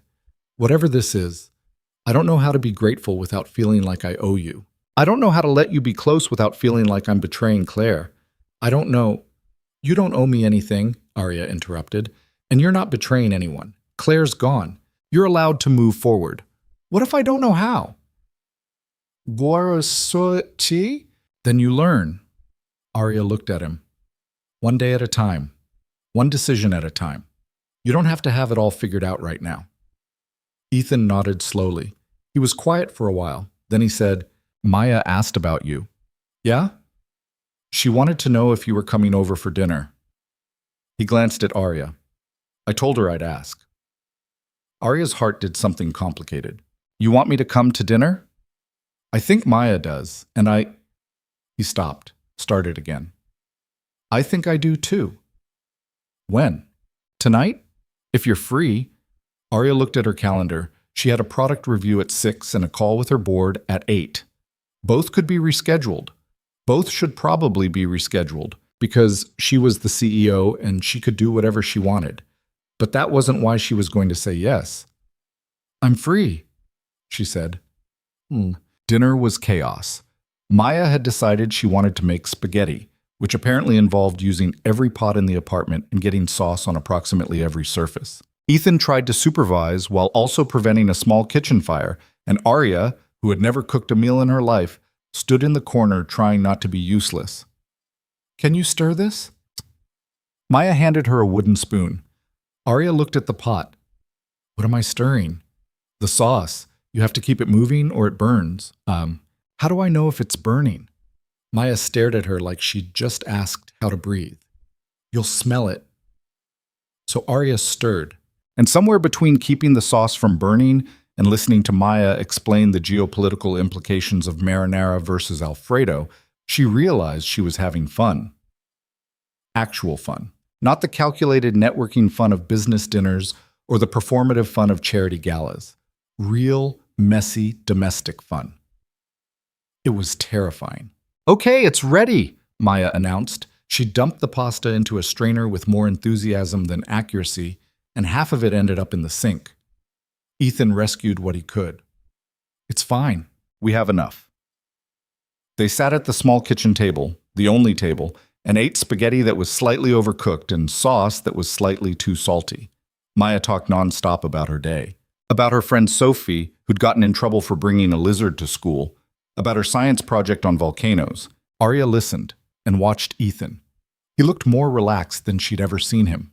He laughed at Maya's stories, made bad jokes that Maya groaned at, wiped sauce off her face when she missed. He looked like a father who was actually present. After dinner, Maya dragged Arya to the living room to show her the fort she'd built out of blankets and chairs. It was structurally unsound and took up most of the available space, but Maya was clearly proud of it. You can come in if you want, Maya said. Arya looked at the fort, then at Ethan, who was washing dishes and trying not to smile. She crawled inside. It was cramped and dark and smelled like old blankets. Maya had strung up Christmas lights that didn't work and filled the space with stuffed animals that had seen better days. There was a book open in the corner, something about dragons. This is my reading spot, Maya explained. Sometimes Daddy reads to me here, but mostly I read by myself because he falls asleep. Does he snore? So loud, like a bear. Arya laughed. I believe it. Maya settled cross-legged, looking at Arya with the kind of direct, unfiltered curiosity only kids could pull off. Are you going to be Daddy's girlfriend? Arya nearly choked. What? Sophie says when a girl comes to dinner, it means she's going to be someone's girlfriend. Is that true? Sophie sounds very wise. She is. She brought a lizard to school. Right. Arya tried to figure out how to answer this. She couldn't lie to a 7-year-old. But she also couldn't tell the truth, which was complicated and messy and involved feelings she didn't fully understand yet. Your dad and I are friends, Arya said carefully. Sometimes friends have dinner together. But do you like him? Yes. Like him, Sam? Arya looked at Maya's expectant face and realized there was no good way out of this conversation. Yeah, she admitted, I like him. Maya nodded seriously. Does he know? I think so. Good. Because Sophie says boys are dumb, and you have to tell them things, or they don't notice. Sophie is very wise, Arya said again. I know. Maya picked up one of her stuffed animals, a cat missing one eye. I like you. I think you should be Daddy's girlfriend. Arya felt her throat tighten. Thanks, Maya. You're welcome. Maya leaned closer, conspiratorial. But you have to be nice to him. He's been sad for a long time. I know. And you can't leave. People keep leaving, and it makes him sadder. Arya looked at this small girl who'd lost her mother and almost lost her father, and was still somehow holding it together better than most adults. I'm not going to leave, Arya said. Promise? It was the second time someone in this family had asked her to promise something she wasn't sure she could deliver. But Arya had never broken a promise in her life, and she wasn't about to start now. I promise. Maya smiled. Okay, now you have to stay for movie night. Movie night involved an animated film about talking animals that Arya didn't follow at all. She sat on the couch next to Ethan while Maya sprawled across both of them, providing running commentary on every scene. Halfway through, Maya fell asleep. Ethan carefully extracted himself and carried her to bed. Arya heard him in the other room, the soft murmur of his voice as he tucked her in. When he came back, he sat next to Arya, but left space between them. She interrogated you, didn't she? He said. How'd you know? Because she asked me this morning if you were my girlfriend, and I gave her a very confusing non-answer that probably made it worse. Arya smiled. What did you tell her? That you and I were figuring things out. Ethan looked at her. Was that okay? Yeah, it was honest. What did you tell her? That we're friends. Just friends? Arya met his eyes. Are we? Ethan didn't answer right away. He looked at the TV, which was still playing the movie neither of them was watching. Then he looked at his hands. Then, finally, at Arya.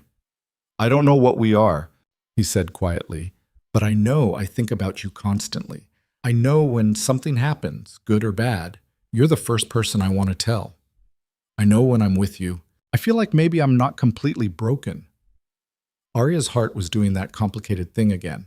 But I also know I'm not ready, Ethan continued, for a relationship.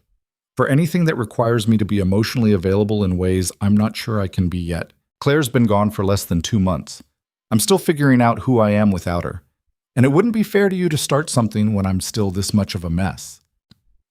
I'm not asking you to be ready, Arya said. I'm just asking you to be honest. I'm trying. He paused. What do you want, Arya? It was a simple question with a complicated answer. Arya had spent her entire life knowing exactly what she wanted. Money, power, success, recognition. She'd built an empire by identifying goals and eliminating obstacles.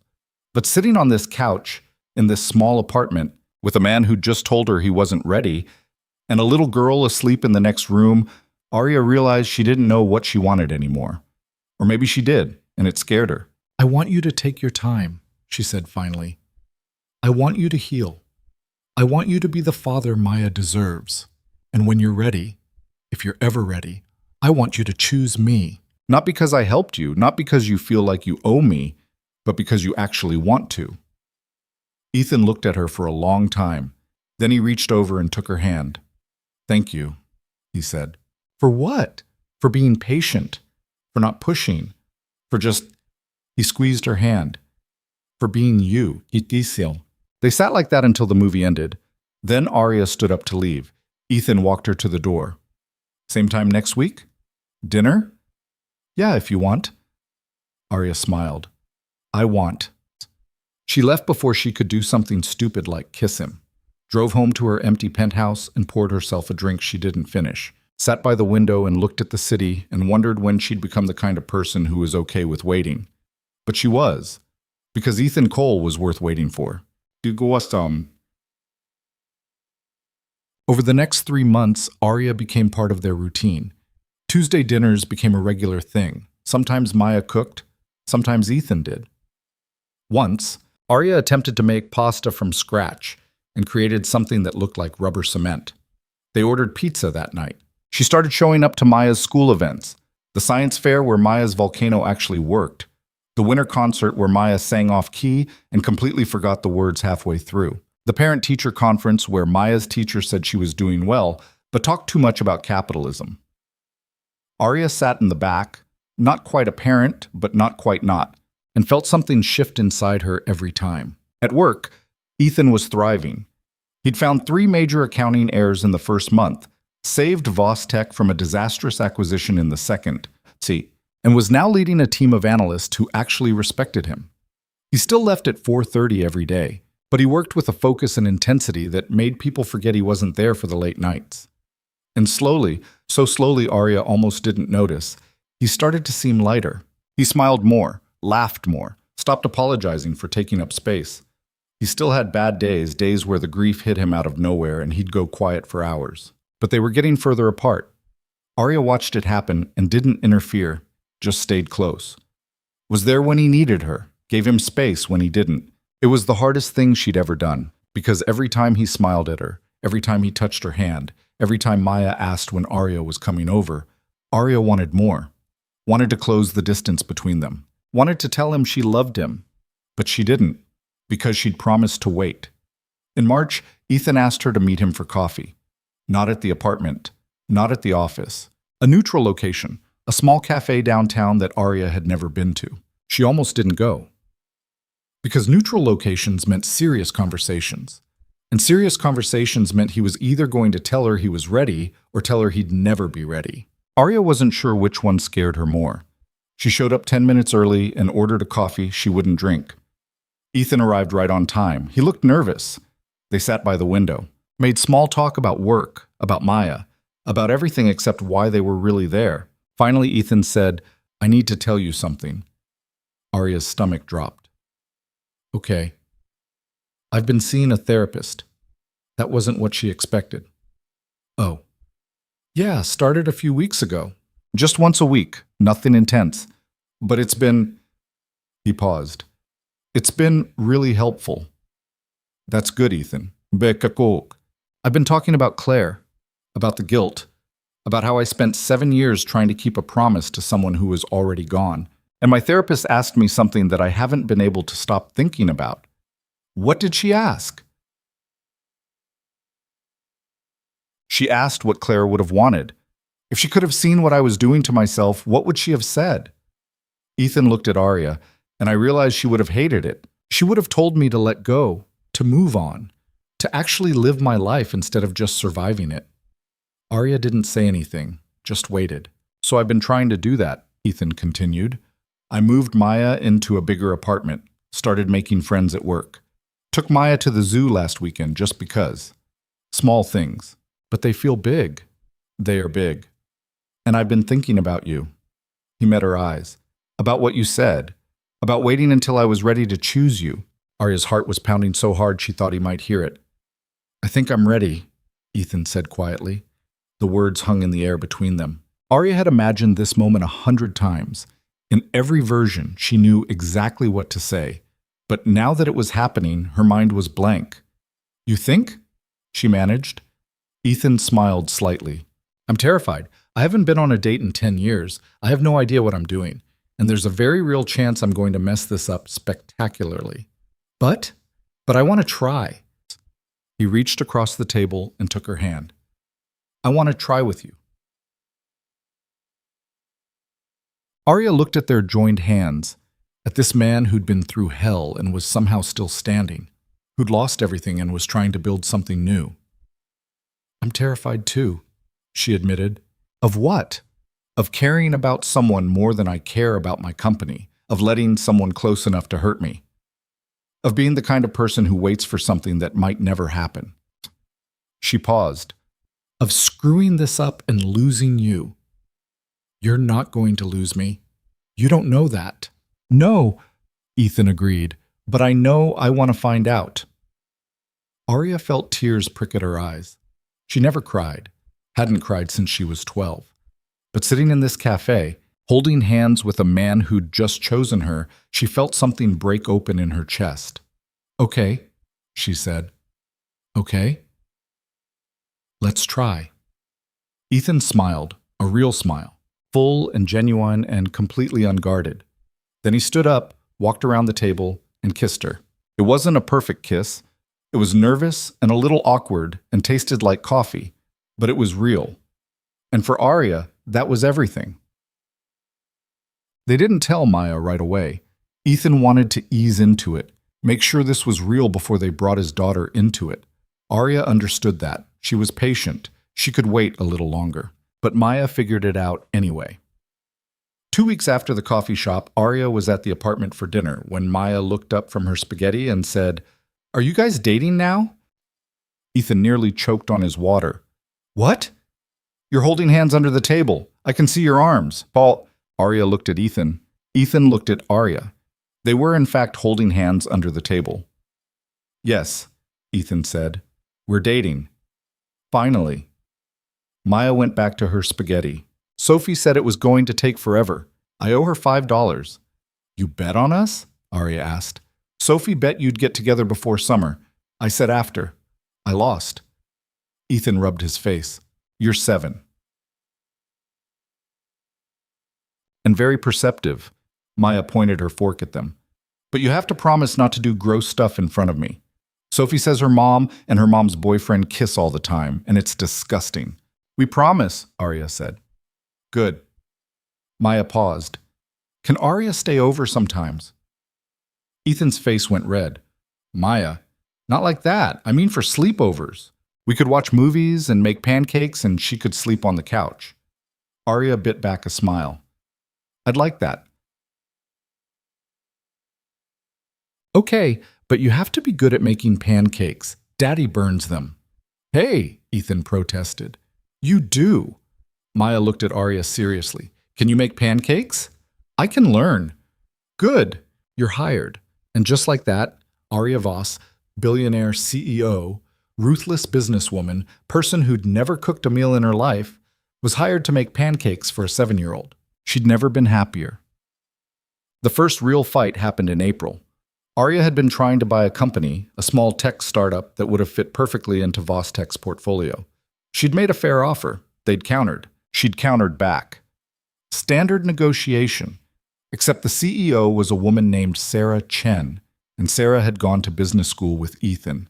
He mentioned it casually over dinner. I saw Sarah today. She was at the office for the acquisition meeting. Arya looked up. You know her?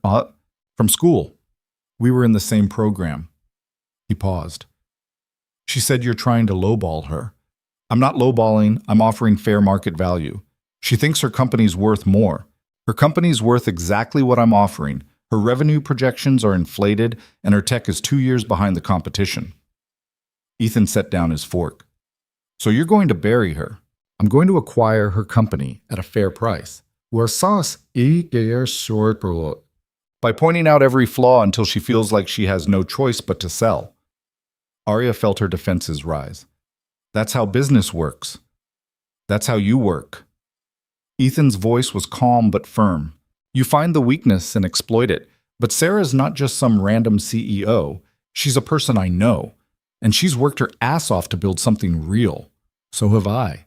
I know, but there's a difference between being smart and being cruel. The word hit like a slap. I'm not being cruel, Arya said. I'm being honest. Her company isn't worth what she thinks it is. If I don't buy it, someone else will, and they'll offer less. So you're doing her a favor. Yes. Ethan laughed, but there was no humor in it. You really believe that? What's that supposed to mean? It means you've convinced yourself that ruthlessness is the same thing as honesty, that destroying someone's dream is acceptable as long as you're technically correct. He stood up. But it's not. And the fact that you can't see that, can't see what? Arya stood too. That I should pay more than something's worth because I know the seller? That's not how the world works, Ethan. It's how my world works. His voice was quiet but hard. I've spent the last 4 months trying to be a better person, trying to care about people instead of just getting through the day. And I thought you were trying to do the same thing. I am. No, you're not. You're still the same person who followed me to a hospital because I was interesting, who saw my life as a problem to solve. You've just gotten better at pretending to care. The words cut deeper than anything Jennifer had said. That's not fair, Arya said. Isn't it? Ethan grabbed his jacket. I need to clear my head. I'll be back later. He left. Maya, who'd been doing homework in her room, appeared in the doorway. Did you guys just have a fight? Arya sat down heavily. Yeah. Are you going to break up? I don't know. Maya came over and sat next to her. Sophie says fights are normal. Her moms fight all the time, and they're still together. Sophie is very wise. I know. Maya leaned against Arya's shoulder. You should probably apologize. What if I don't think I did anything wrong? Then you should apologize anyway. That's what Daddy does with me. Arya looked at this 7-year-old who somehow had more emotional intelligence than most adults. When did you get so smart? Arya asked. I've always been smart. You just noticed. Arya smiled despite everything. Yeah, I guess I did. Yeah. Ethan came back 3 hours later. Maya was asleep. Arya was still on the couch, staring at her phone, trying to decide if she should text him or give him space. He sat down next to her. They didn't speak for a long time. Finally, Ethan said, I'm sorry. For what? For what I said. About you pretending to care. That wasn't fair. Wasn't it? Arya echoed his words back at him. Ethan sighed. You care, I know you do. But sometimes I look at you making business decisions, and I see the person who stalked me for months. The person who treats people like problems to solve. And it scares me. Why? Because what happens when I become a problem? Or Maya does? Do you solve us too? Arya turned to face him. I would never, I know. Logically, I know that, but I'm not always logical. He ran a hand through his hair. I've been hurt before, Arya. Claire didn't choose to leave, but she left. And I spent 7 years convincing myself that if I just held on long enough, everything would be okay. But it wasn't. And now I'm with you. And I'm terrified that I'm doing the same thing. I'm not Claire. I know, but what if you leave anyway? What if this is just... He gestured between them. What if this is just a phase for you, something interesting until it's not anymore? Arya felt anger flare. You think I'd do that to Maya? You think I'd let her get attached to me and then just disappear? No. I think you'd convince yourself you were doing the right thing. That she'd be better off without you. That I'd be better off. And you'd leave before anyone could stop you. He wasn't wrong. Arya had spent her entire life leaving before people could leave her. It was safer, cleaner, less messy. But she didn't want to leave this. I pulled out of the acquisition, she said quietly. Ethan blinked. What? This afternoon, I called Sarah and told her I was withdrawing my offer, that her company was worth more than I was willing to pay. To Why? Because you were right. I was being cruel, and I didn't want to be the kind of person who hurts your friends just because I can. Arya looked at him. I'm trying, Ethan. I'm not good at this. I don't know how to care about people without trying to control them, but I'm trying. Ethan's expression softened. I know you are. And I'm not going to leave. Not unless you tell me to. Because you're right. I do treat people like problems to solve, but you're not a problem. Neither is Maya. Her voice cracked. You're the first real thing I've ever had, and I'm not walking away from that. Ethan reached for her hand. I'm sorry I accused you of pretending. I'm sorry I made you doubt me. They sat there, holding hands, both of them scared and imperfect, and trying their best. We're going to fight again, Ethan said. Probably. And we're going to screw things up. Definitely. But we'll figure it out, he said. Right? Arya squeezed his hand. Right. Y'all, he kissed her then. Soft and slow and full of promises neither of them was sure they could keep. But they were going to try. And for now, that was enough. 6 months later, Arya stood in the kitchen of Ethan's apartment, their apartment now, though her name wasn't on the lease yet, trying to flip a pancake without sending it onto the floor. She failed. Maya looked up from her seat at the table. That's the third one. I'm aware. Maybe you should stick to pouring the batter. Your confidence in me is overwhelming, Maya grinned. I'm just being honest. Sophie says honesty is important in relationships. Arya scraped the pancake off the floor and dropped it in the trash. Sophie says a lot of things. Because she's wise. Ethan walked in, hair still wet from the shower, and surveyed the damage. How many casualties? 3, Maya reported. That's actually an improvement. He kissed the top of Arya's head and took over at the stove. You're getting better. Well, lying isn't the same as being supportive. I'm being both. He flipped a pancake perfectly, because of course he did. You only burned 2 last week. Arya leaned against the counter and watched him work. This was her life now. Saturday morning pancakes with a man who taught her that control wasn't the same thing as strength, and a 7-year-old who'd taught her that honesty didn't have to be weaponized. It was messy and imperfect and nothing like the life she'd planned. She'd never been happier, but happiness, Arya was learning, didn't mean everything was fixed. Maya had started asking questions about Claire.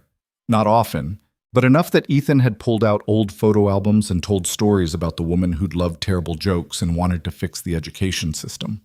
Arya sat through those conversations, watching Ethan's face carefully, ready to catch him if the grief became too heavy. It never did. He talked about Claire the way you talked about someone you'd loved and lost. With sadness, yes, but also with a kind of peaceful acceptance that hadn't been there 6 months ago.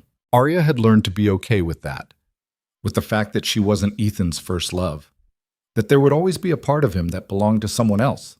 It didn't make her lesser. It just made her different, and different she was discovering was enough. At work, things had shifted too.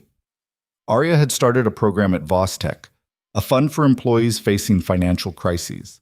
Medical emergencies, family issues, anything that threatened to derail their lives the way Ethan's had almost been derailed. She'd funded it herself, didn't take the tax write-off, and made sure it was managed by people who understood that sometimes helping wasn't about fixing, it was about showing up. Her board thought she'd lost her mind. Her investors worried she was going soft. But her employees, the people who actually built the things that made Vostech successful, started working harder, caring more, building better. Turned out treating people like people instead of resources was good for business. Who knew? Rebecca Frost, the lawyer who'd handled Ethan's custody case, had called last week with news. Jennifer had dropped her petition for review, sent a short email saying she realized Maya was better off with her father, that she was sorry for everything, and that she hoped Ethan would still allow supervised visits. Ethan had called her immediately. They talked for an hour. When he hung up, he looked exhausted but lighter somehow. She's struggling, he'd told Arya. The bankruptcy, the stress. She thought taking Maya would solve things, but she knows it wouldn't have. Are you going to let her visit? Yeah. Maya deserves to know her aunt, and Jennifer... He'd paused. Jennifer loved Claire too. She's grieving in her own way. That was the thing about Ethan. He'd been hurt, betrayed, nearly destroyed, but he still had room for grace. Arya was trying to learn that from him. Now watching him make pancakes while Maya explained the plot of some book she'd read 3 times, Arya felt something settle in her chest. Not contentment, that was too passive a word. More like purpose. Like she'd finally found the thing she was supposed to be building. Not a company. Not an empire. A family. Earth to Arya. Maya was waving a hand in front of her face. You're doing the staring thing again. Sorry. What? I asked if you wanted chocolate chips in yours. Obviously. Maya dumped half the bag into the batter. Ethan didn't even try to stop her. They ate breakfast together. Made plans for the day. Grocery shopping, Maya's soccer game, maybe a movie if there was time. Normal things. Boring things. The kind of Saturday Arya used to fill with work calls and strategic planning. She didn't miss it. After breakfast, while Ethan was helping Maya get ready for soccer, Arya's phone rang. Unknown number. She almost didn't answer, but she did. Ms. Voss, this is Dr. Patel from Riverside Care. Arya's stomach dropped. Dr. Patel, why are you calling? I wanted to let you know we're closing Mrs. Cole's file. All her medical records have been transferred. The room's been cleared and the final billing has been sent to Mr. Cole. Oh. Arya sat down. Okay. I also wanted to thank you for everything you did. Not many people would have... He paused. You made a difficult situation more bearable. For all of them. Cheers. Arya didn't know what to say to that. I was just doing what needed to be done, she managed. That's what makes it remarkable. Dr. Patel's voice was kind. Take care, Ms. Voss. He hung up.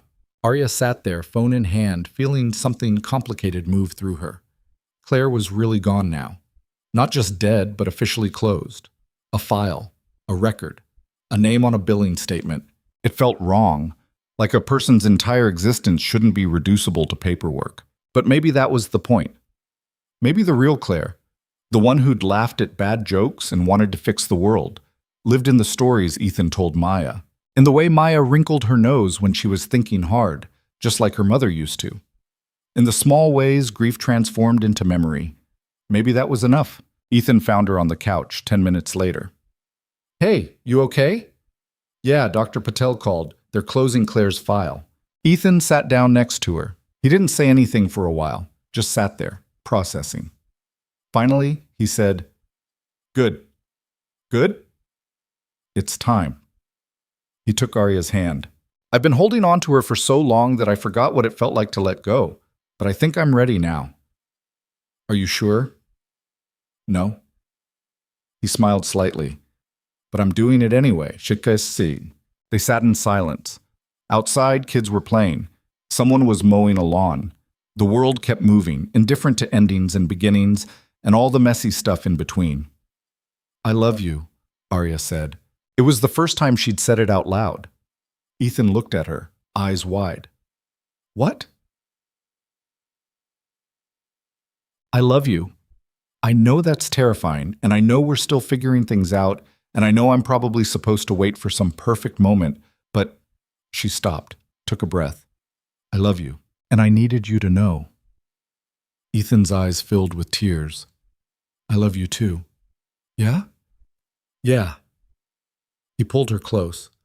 I think I have for a while. I was just scared to say it. Scared it meant I was betraying Claire. Scared I'd mess this up. Scared of being happy, Arya finished. Yeah, she kissed him, soft and slow and full of all the things she'd never been able to say before. When they broke apart, Ethan was smiling. We're really doing this. We're really doing this. It's terrifying. Completely. But worth it? Arya looked at him. This man who'd taught her that strength wasn't about never breaking. It was about choosing to heal. Who'd shown her that love wasn't about control. It was about trust. Worth it, she said. Maya appeared in the doorway, soccer uniform on, ball under her arm. Are you guys done being gross? We're going to be late. Ethan laughed and stood up. We're done. Let's go. At the game, Arya sat in the bleachers next to other parents who made small talk about school and weather and weekend plans. She was terrible at small talk, always had been. But she tried because this was Maya's world and she wanted to be part of it. Maya's team lost 4-2. Maya scored one of the goals and immediately looked up at the bleachers to make sure Arya and Ethan had seen. They had. Ethan cheered so loud he embarrassed her. Arya took 17 photos, which was apparently excessive according to Maya's post-game debrief. They went for ice cream after, because Maya had argued successfully that losing a game required emotional support in frozen form. They sat outside the shop, eating cones that melted faster than they could finish them, and talked about nothing important. This was what healing looked like, Arya realized. Not some grand transformation, not a moment of clarity where everything suddenly made sense. Just small, ordinary moments strung together until they became a life. That night, after Maya was asleep, Arya and Ethan sat on the tiny balcony of the apartment. It overlooked a parking lot, which was about as unromantic as it got, but they dragged out 2 folding chairs and called it their spot. I've been thinking, Ethan said. Dangerous. He smiled. I want to move, get a bigger place, somewhere with a yard for Maya, maybe room for an office so I can work from home sometimes. That sounds good. I want you to move with us. Arya's heart did that complicated thing again. Like officially? Like officially. Your name on the lease. Your stuff mixed with our stuff. All of it. That's a big step. I know. And if you're not ready, I'm ready, Arya interrupted. I've been ready. I just didn't want to push. Ethan took her hand. We've wasted enough time being scared. Let's try being brave. So they started looking at houses. Spent weekends touring places that were too expensive or too small or had weird layouts that made no sense. Maya came with them, providing running commentary on every property. This one smells like old people. The kitchen's too small. Where would we make pancakes? I don't like the paint. Can we repaint? Arya, can you repaint? I can hire someone to repaint. That's basically the same thing. They found it in late August. A house in a neighborhood with good schools and a park 2 blocks away. 3 bedrooms, a yard that needed work, and a kitchen big enough for Maya's ambitious cooking projects. It needed repairs and the bathroom was stuck in 1987, but it had good bones. Arya bought it in cash. Ethan tried to argue. I should contribute. I can take out a mortgage, pay my share. You are contributing. You're bringing Maya, your terrible jokes, and your ability to make pancakes without setting off the smoke alarm. That's worth more than money. Arya done. I have more money than I could spend in 10 lifetimes. Let me do this, please. He'd relented, not because he agreed, but because he was learning to accept help. Learning that letting someone take care of you wasn't weakness. They moved in September. Arya hired movers for the big stuff, but they packed together. Maya insisted on labeling every box with elaborate descriptions. Kitchen stuff, not the good plates. Daddy's boring work clothes. Arya's scary business things. The first night in the new house, they ordered pizza because nothing was unpacked and nobody had the energy to cook. They ate on the floor of the living room, surrounded by boxes, and Maya declared it the best day ever. Later, after Maya was asleep in her new room, Arya and Ethan stood in what would eventually be their bedroom. "This is real," Ethan said. "Yeah. We have a house. We're raising a kid together. He laughed. "We're adults." "Speak for yourself. I'm still figuring out pancakes." He pulled her close. "Thank you." "For what?" "For not giving up on me. For being patient. For teaching me that it's okay to want things again." Arya kissed him. "You taught me that too." They stood there holding each other in their empty bedroom, and Arya thought about the woman she'd been a year ago. The one who'd followed a stranger to a hospital because she was bored. Who'd treated people like puzzles to solve. Who'd built an empire but didn't know how to build a life. That woman was gone, not erased. Arya would always be ambitious, would always see patterns others missed, would always want to fix things. But now she knew the difference between fixing and helping, between control and trust, between being powerful and being strong. At work, she'd started mentoring young executives, women mostly, who'd been told they had to choose between success and humanity. She told them the truth, that you could be ruthless in business without being cruel to people, that strength wasn't about never showing weakness, that building something that mattered required more than just ambition. It required purpose. Vostech launched a new initiative in October, a program that paired struggling families with resources, therapy, financial planning, and childcare support. They called it the Second Chance Project, and Arya funded it personally. She didn't do press about it, didn't use it for PR. Just built something that would have saved Ethan years of suffering if it had existed when he needed it. The board thought she was wasting money. The investors grumbled about mission drift. Arya didn't care, because she'd finally figured out what she'd been building toward her entire life. Not a bigger company, not more money, not a legacy that would outlive her. She'd been building toward this, toward a life that mattered to someone other than herself. Maya's 8th birthday was in November. They threw a party at the house. Nothing fancy, just kids from school and pizza and a cake that Arya didn't burn. Maya invited Sophie, who showed up with opinions about everything and a frog she'd caught that morning. Ethan pulled Arya aside while the kids were destroying the living room. "I have something for you. It's Maya's birthday, not mine." "I know, but..." He pulled out a small box. Arya's stomach flipped. "Ethan, it's not what you think. Open it." Inside was a key. Just a regular house key, nothing fancy. "I know you already have a key," Ethan said. "But this one's different. This one's official. Your house, your home, your family." He paused. "If you want it..." Arya felt tears prick at her eyes. "Of course I want it." "Yeah? Yeah." He kissed her, and somewhere in the background, Maya yelled, "They're being gross again!" Sophie's voice responded, "Let them. It's romantic. You don't even know what romantic means." "Yes, I do. It's when people kiss and act weird." Arya and Ethan broke apart, laughing. "Your daughter has thoughts," Arya said. "Our daughter?" Ethan corrected. The word hit differently than she expected. Our daughter. Not his. Not legally. Not yet. Arya wasn't trying to replace Claire, would never try to replace Claire. But Maya had started calling her Arya Mom when she was being silly, and once, when she was half asleep, she'd said "I love you" without prompting. Arya had said it back. Meant it. Meant it in a way that terrified and thrilled her in equal measure. This was her family now. Imperfect. Messy. Built from grief and hope and the kind of stubborn love that refused to quit. But real. The holidays came. Ethan wanted to start new traditions, things that were theirs instead of echoes of what he'd had with Claire. They went ice skating. Arya fell 4 times. Maya laughed so hard she cried. Ethan tried to help and ended up on the ice too. They made gingerbread houses that collapsed immediately. They drove around looking at Christmas lights, while Maya provided commentary on which houses had clearly won and which ones needed to try harder. On Christmas morning, Maya opened presents with the kind of focused intensity usually reserved for standardized tests. She got books and art supplies and a telescope she immediately wanted to set up, despite it being 7 a.m. Arya gave Ethan a watch.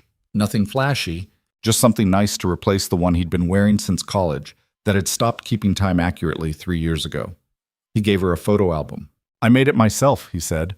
"Well, I had help. Maya picked most of the pictures." Arya opened it. Inside were photos from the last year, her and Ethan at the park, Maya's soccer games, the three of them moving into the house, pancake disasters, movie nights, a whole life documented in snapshots. On the last page, Maya had drawn a picture, 3 stick figures holding hands. Above it, in her careful 7-year-old handwriting, "My family." Arya couldn't speak. Ethan put his arm around her. "You okay?" She nodded, not trusting her voice. Because this was it. This was the thing she'd spent her whole life building toward without knowing it. Not success, not power, not wealth or recognition or any of the things she'd thought mattered. This, a family that chose her, a man who'd learned to love again, a little girl who thought capitalism didn't apply to ice cream and that Arya belonged in the family portrait. Later, after Maya had been bribed into taking a nap so the adults could have 5 minutes apiece, Arya and Ethan sat in the kitchen. "I've been thinking," Arya said. "Also dangerous." She smiled. "I want to step back from Vostek. Not completely, but enough to have actual time. Time for this. For us." Ethan looked at her carefully. "Are you sure?" "No, but I'm doing it anyway." She took his hand.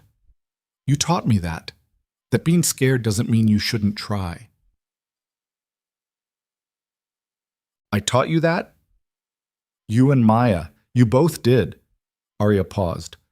"I spent my whole life thinking I had to be perfect to be worth anything. That if I showed weakness, people would leave. But you didn't leave. Even when I was terrible at pancakes and bad at small talk and didn't know how to be part of a family. You stayed." "You stayed too," Ethan said quietly. "When I was a mess. When I was grieving. When I didn't know how to be anything except broken. You stayed." They sat there, holding hands across the kitchen table, 2 people who'd found each other in the worst possible circumstances and somehow built something beautiful anyway. "I love you," Arya said. "I love you too, even though I'm terrible at pancakes, especially because you're terrible at pancakes." She laughed, and in that moment, sitting in a kitchen that smelled like coffee and Christmas cookies, Arya understood something fundamental about love. It wasn't about being perfect. It wasn't about fixing people or solving their problems or having all the answers. It was about showing up, about being present, about choosing someone every single day, even when it was hard, especially when it was hard. Maya appeared in the doorway, hair sticking up, still half asleep. "Is it dinner time yet?" "It's 2 in the afternoon," Ethan said. "That's basically dinner. That's not how time works. It is if you're hungry enough." They made dinner together, or tried to. It was chaotic and messy, and the kitchen ended up covered in flour for reasons no one could quite explain. But they laughed through it, worked together, made something edible out of ingredients that shouldn't have fit together but somehow did, just like them. That night, Arya stood in the doorway of Maya's room, watching Ethan read her a bedtime story. Maya was fighting sleep, asking questions about every page, trying to stretch the day just a little longer. Ethan was patient. He always was. He answered every question, read every word, made funny voices for the characters. When Maya finally fell asleep, he stood up carefully and joined Arya in the doorway. "She's out," he whispered. "Took long enough." They walked to their bedroom, got ready for bed in comfortable silence. Arya had never lived with someone before, not like this, not in a way that mattered, and she'd worried it would feel invasive, but it didn't. It felt natural. In bed, Ethan pulled her close. "Do you ever think about where we'd be if we hadn't met?" "Sometimes." "Where do you think you'd be?" Arya thought about it, probably still at Vostek, still chasing the next acquisition, still convinced that success was the only thing that mattered. "Would you be happy?" I thought I was happy, but I didn't know what happy actually felt like." She looked at him. What about you? I'd probably still be sitting in that hospital room, holding on to something that was already gone, watching my daughter grow up from a distance. He was quiet for a moment. You saved me, you know. You saved yourself. Maybe. But you gave me a reason to try. Arya kissed him. We saved each other. And that was the truth of it. Not some fairy tale where one person rescues the other. Not some story about broken people being fixed by love. Just two humans who'd been through hell and decided they didn't want to go through the rest of life alone. Who'd learned that strength wasn't about never falling. It was about getting back up, about asking for help, about letting people see you at your worst and trusting they'd stay anyway. Who'd discovered that love wasn't about perfection. It was about presence. In the months that followed, life continued. Not perfectly. There were fights and mistakes and days when everything felt too hard. Days when Ethan's grief came back and Arya didn't know how to help.